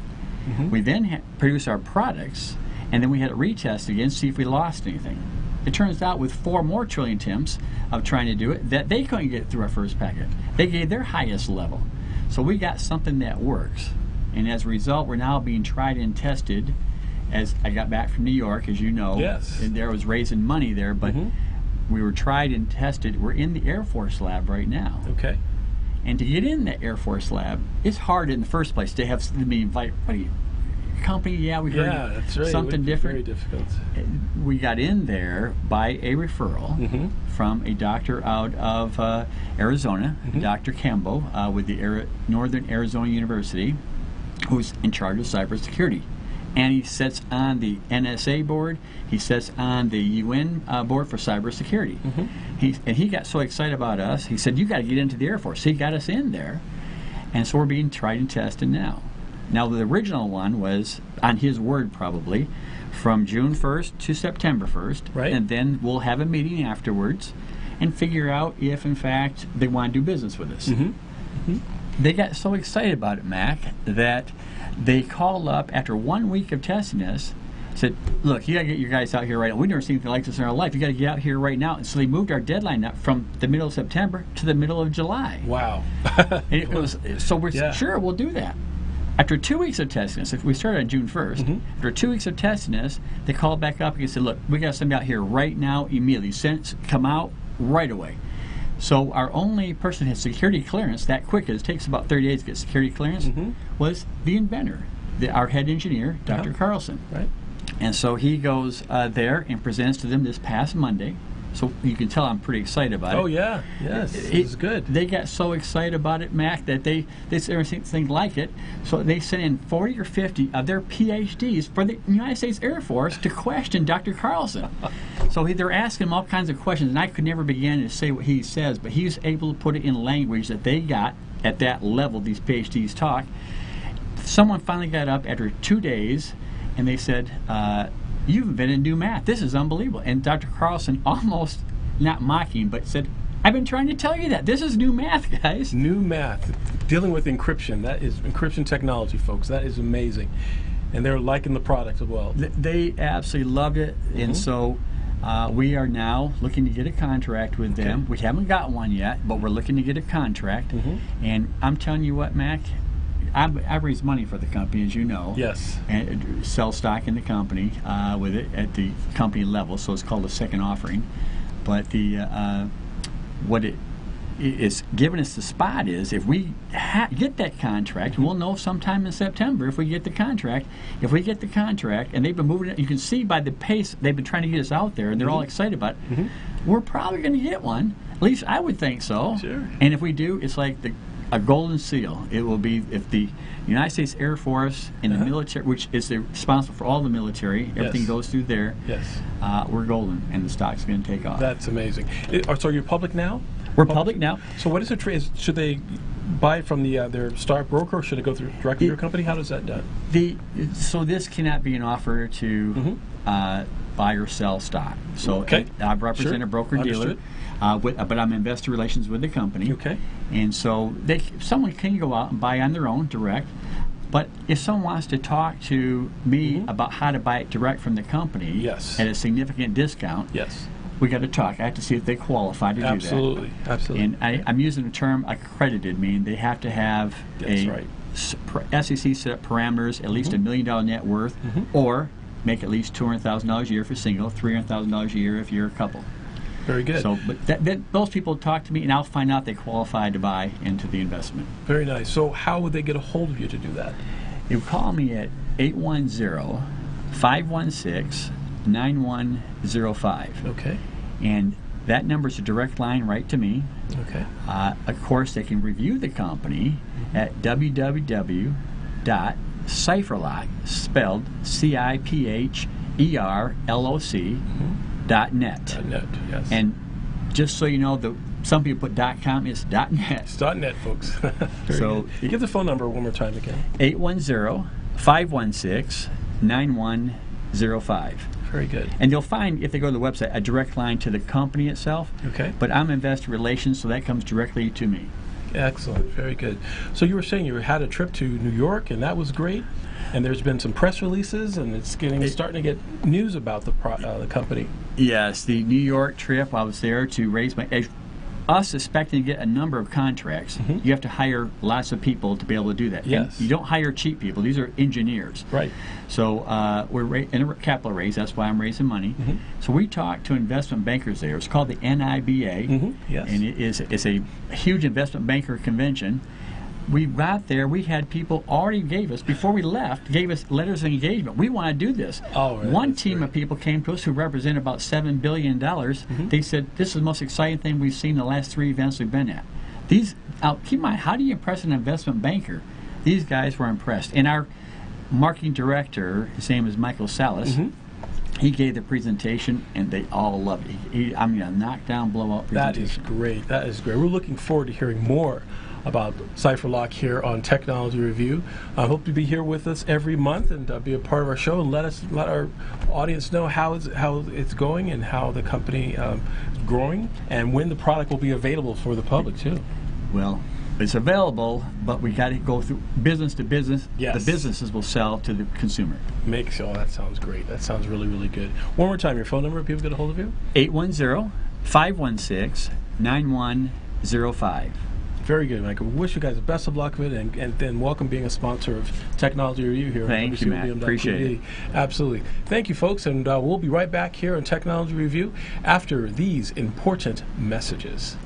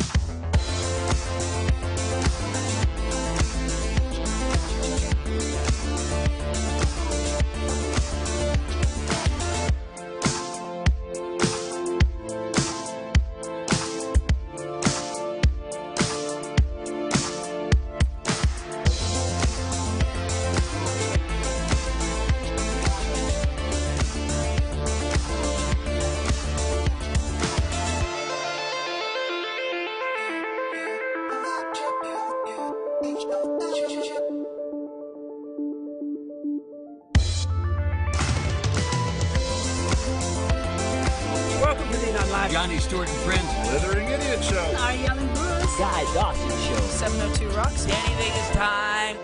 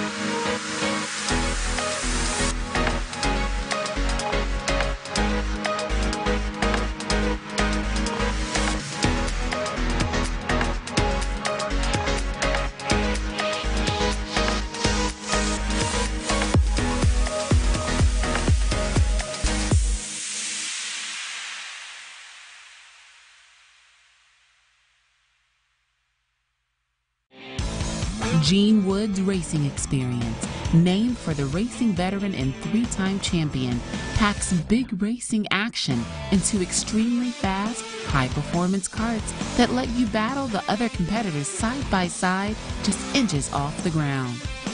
Though the Las Vegas Strip provides a glittering backdrop, to the drivers at Gene Wood's Racing Experience, the blinking lights are all a blur. Behind the wheel of the high-performance karts, you'll zip around the half-mile track at speeds faster than other standard racing karts' top speeds. Drivers learn to commandeer the speedy karts through an instructional video before they are let loose onto the curving track for 10 heart-pounding laps. We are located at 121 East Sunset Boulevard in Las Vegas, Nevada. You know what? It's time to go racing. Let's get her done!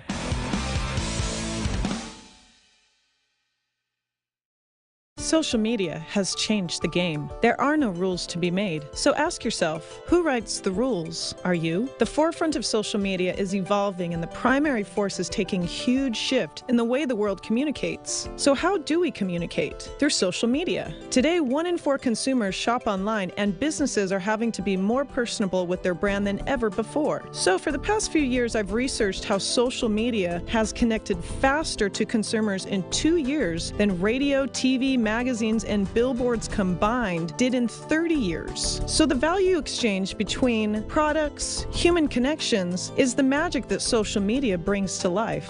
I have an easy strategy to successfully show you how I can build a simple yet effective way for your social media program to be excelled for your business. Let me clear the path and assist you with producing, building, and strengthening your social media connections. Let me guide you to writing the rules to your game.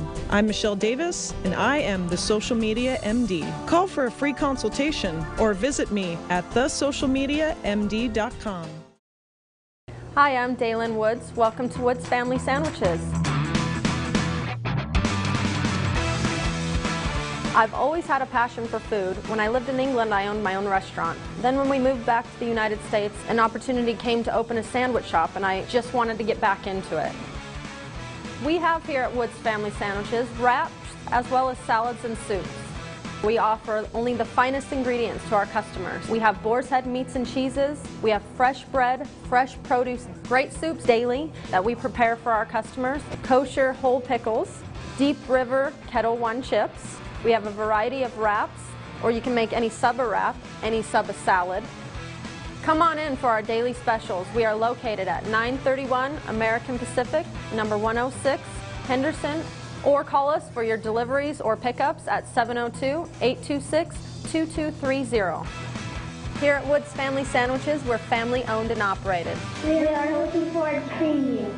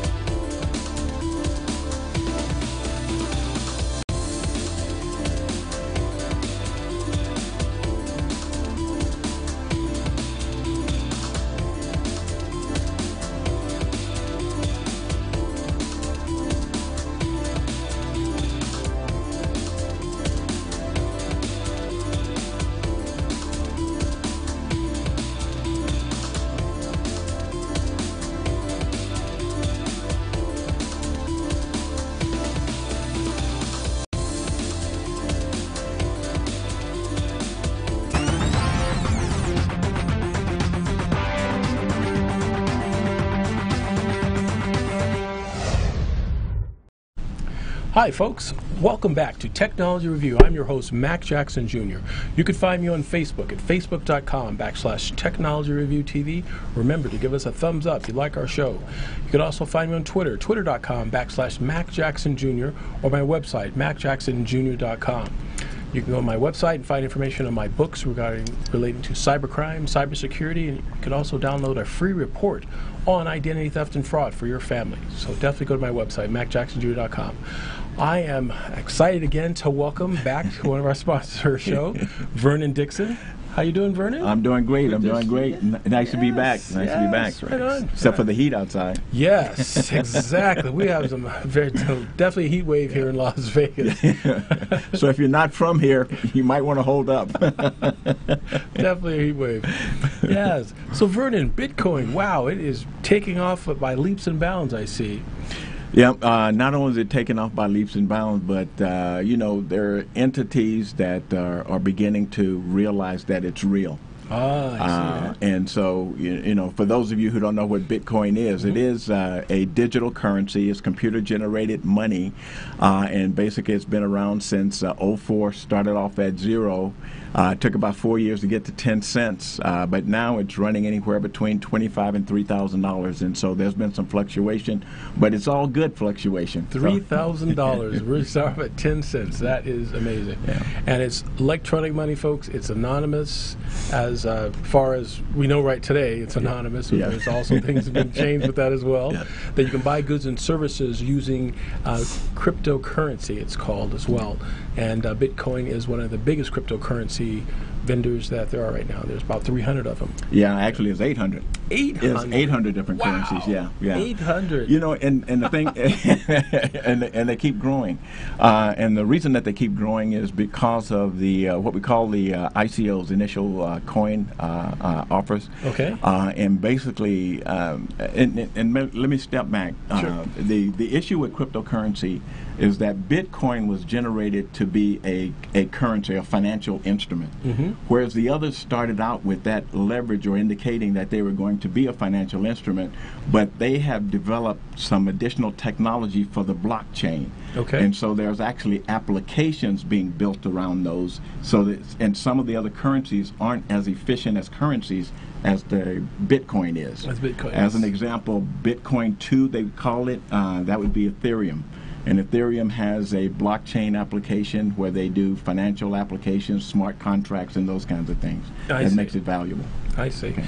Interesting. So would Ethereum be this like second top 10? Right now, Ethereum is the second one. Second largest. And that's why they call it Bitcoin 2. And they feel, and based on my research, they feel that Ethereum may surpass Bitcoin.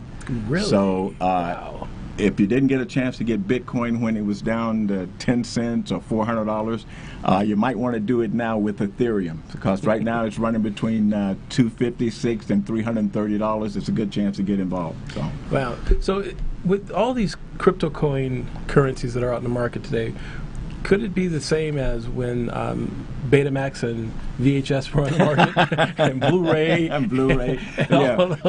Picking the right technology. Yes, the leader's going to surpass all of them. It's going to be only one. You can kind of use that as a scenario. Like Highlanders, there could be only one. Right? That could be only.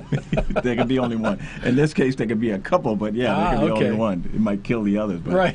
But picking the right one is a testament to your understanding of what's going on with the technology. I see. So that's it. So. Interesting. So what news we have in Bitcoin for? Well, I don't know if I mentioned this the last time I was here, but the state of Nevada has stepped up after Arizona had stepped up and saying that anybody who's developing applications on blockchain technology would not be taxed. Would not be taxed. Would not be taxed. So basically what they're saying is that they're legitimizing Bitcoin, they're legitimizing cryptocurrency, they're legitimizing that part of the industry. Interesting. And so it's almost like a domino effect. Arizona, Nevada, and then others will follow along. Sure. And basically they're looking to see, since they opened Nevada up to that type of situation, inviting people who are developing blockchain applications into Nevada. So not only are we creating a cryptocurrency environment, but we're also creating jobs and new industries around cryptocurrency as well. Jobs and new industry around cryptocurrency.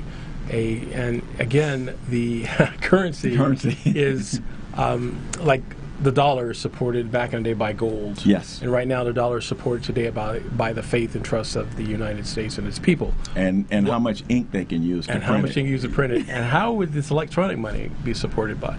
It's actually the faith of the individuals that are using it. Still using the faith. Yes, so it's the faith of the individual, just like the stock market yes, is, right? Yes. Okay, so faith that's basically the difference. Yeah, and I guess one of the exceptions would be one like Ethereum, because it does have the technology underneath it, which creates what we call tokens. And those tokens become valuable over time as well. Okay. It's like, you invest in an initial coin offering as well. They give you a token. That token becomes your share of the company. It's equivalent to the same thing. Like a stock option. It's a stock option, yes. Stock option. Yeah. Nice, very interesting. Yeah. So any other news, anything happening nationally as well, besides that the other states are getting involved in it? Well, I mean, other than that, I since pot is legal here, starting tomorrow, isn't it? Recreational pot at midnight. At midnight tonight. At midnight. I was looking at I found an article this morning on pot-friendly Bitcoin startup raises $1.5 million. $1.5 million on a pot store paid for pot with Bitcoin. Right. Wow, say that fast. And that's what they've done. They've raised $1.5 million to create a pay process so that you can go to the facilities and pay for your pot with Bitcoin. Incredible. So is that legal or what? Is this legal as pot? So you can buy your pot with your Bitcoin, and no one knows that you bought it. That's right. Interesting. Okay. It's all good. So, but yeah, I mean, in terms of there's a lot of things going on with the currency in general. Bitcoin is the process. The thing that's happening with Bitcoin is that it's so many people are starting to get involved that the transactions are becoming clogged, and so it's slowing down the network. Yes. So the thing that's coming up is what we call a fork or a split, and that split is based on which application or which solution is best solution for Bitcoin moving forward, because we've got the blockchain options that are excised, and we need those chains expanded so that they'll have room to grow and speed up the network again. So there's two options, actually it's 3 or 4 options, but there's 2 options that have come to the surface, and there's one that has really raised to the top of this called segregated witness, which is proof of purchase. In other words, that's another way of proving that you've sold or purchased Bitcoin or cryptocurrency. Good way of also protecting your customers' information. Yes. And for cybersecurity. See how we link it, folks? Very good. Yes. Very good. And there's another thing, too. There's a cybersecurity company that's actually, the UN agency launches a cryptocurrency cybercrime training. Yes. So, I mean, I don't know if you know, I'm sure you're aware of that. Yes. But they're trying to circumvent issues of fraud, money laundering, those kind of things on the network, drug users, drug industries, so to speak. And so they're setting up classes in terms of how to track this stuff, how to find out what's going on with these things, and to make sure they're on top of it or trying to get in front of these ne'er-do-wells, as it were. So they're putting their training classes together for cybersecurity. That's interesting. So who's the company? That's the UN. That's the UN agency. Okay, that's great. The UN agency. And that's great. Yeah. There's a worldwide agency. The UN's getting involved. Norway is involved. USA as well, and there's a couple of other companies involved in terms of putting that together. So, very nice. Very nice. So how does one out there in our audience get a hold of Vernon Dixon in order to become an investor in Bitcoin? You can give me a call at 702-580-9397. That's 702-580-9397. Or you can also email me at vmeonline7@gmail.com. That's vmeonline7@email.com. Thank you. Very good, Vernon. Good. Well, I appreciate you being here, Vernon, and looking forward to more news in a couple of weeks. Okay. Here at our show, you're going to be here twice a month. Right. A couple weeks of our show, and we'll talk more about what's going on in Bitcoin and hopefully Bitcoin will be maybe 4,000 at that time. Oh, I'm loving it. They're expecting 10,000. It's all good. Thank you. We'll be right back after these messages.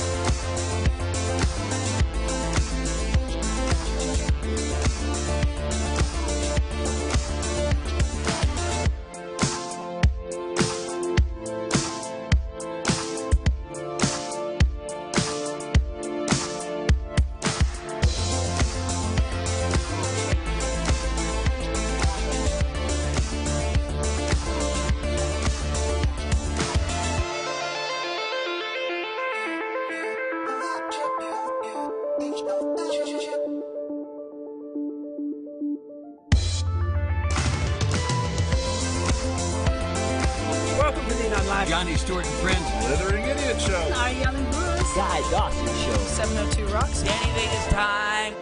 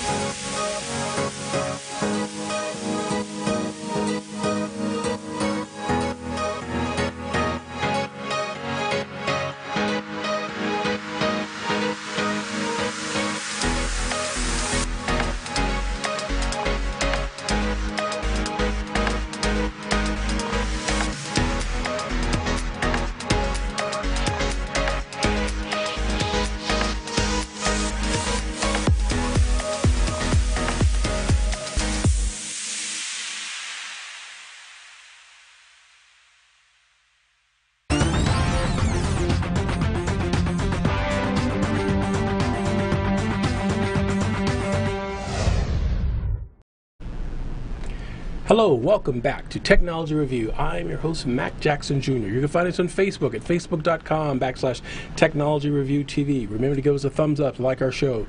Twitter.com/Mac Jackson Jr. My website, MacJacksonJr.com, but also on LinkedIn, folks, at LinkedIn.com/IN/Mac Jackson Jr.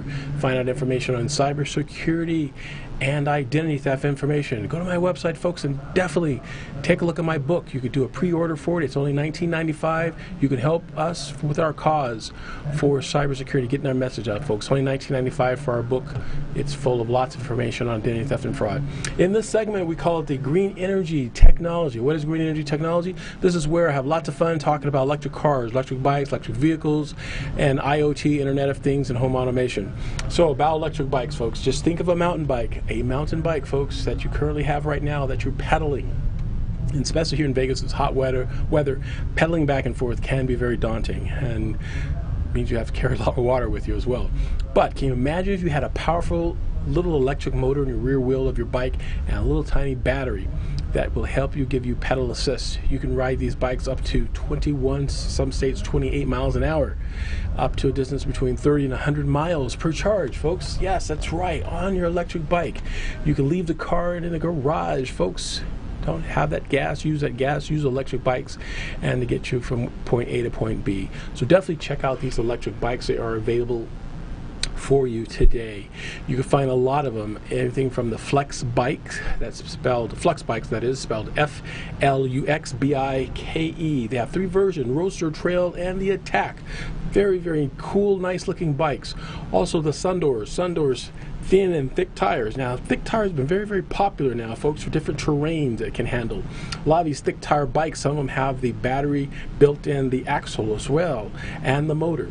Definitely check out some of these bikes as well. Sundoors has really cool, thick and thin tire bikes for you to take a look at. I also want to give a shout out to the company called Add Motors. Add Motor, that's ADD Motor, fat tire. These bikes sell for about $19.95. They're all electric bike. I saw a couple of them at one of the local coffee shops. One of my friends from a long time friends had one of these bikes. He was riding it versus taking his car, and he tells me he loves the bike. He could drive a long distances with it. It's pedal assist, so he gets some workout in, but he's able to go longer distances because he has an electric bike to do it without having a motorcycle. What's nice about this, you don't have to have a motorcycle's license for this bike. These bikes as well, and charging time is really fast also. So definitely check out these electric bikes, folks. You will definitely enjoy them. A lot of fun, entertaining, and health-wise as well. Electric cars. I speak a lot about the Chevy Bolt, spelled B-O-L-T. It will hit the market here very soon, upcoming Chevy Bolt. Right behind it will be the Tesla Model 3 as well from Tesla Motors. These vehicles will get you over the 200-mile driving distance that you can have, over 200 miles. You can drive these cars on a charge. Definitely check out these vehicles. They will be hitting the market here very, very soon in 2018.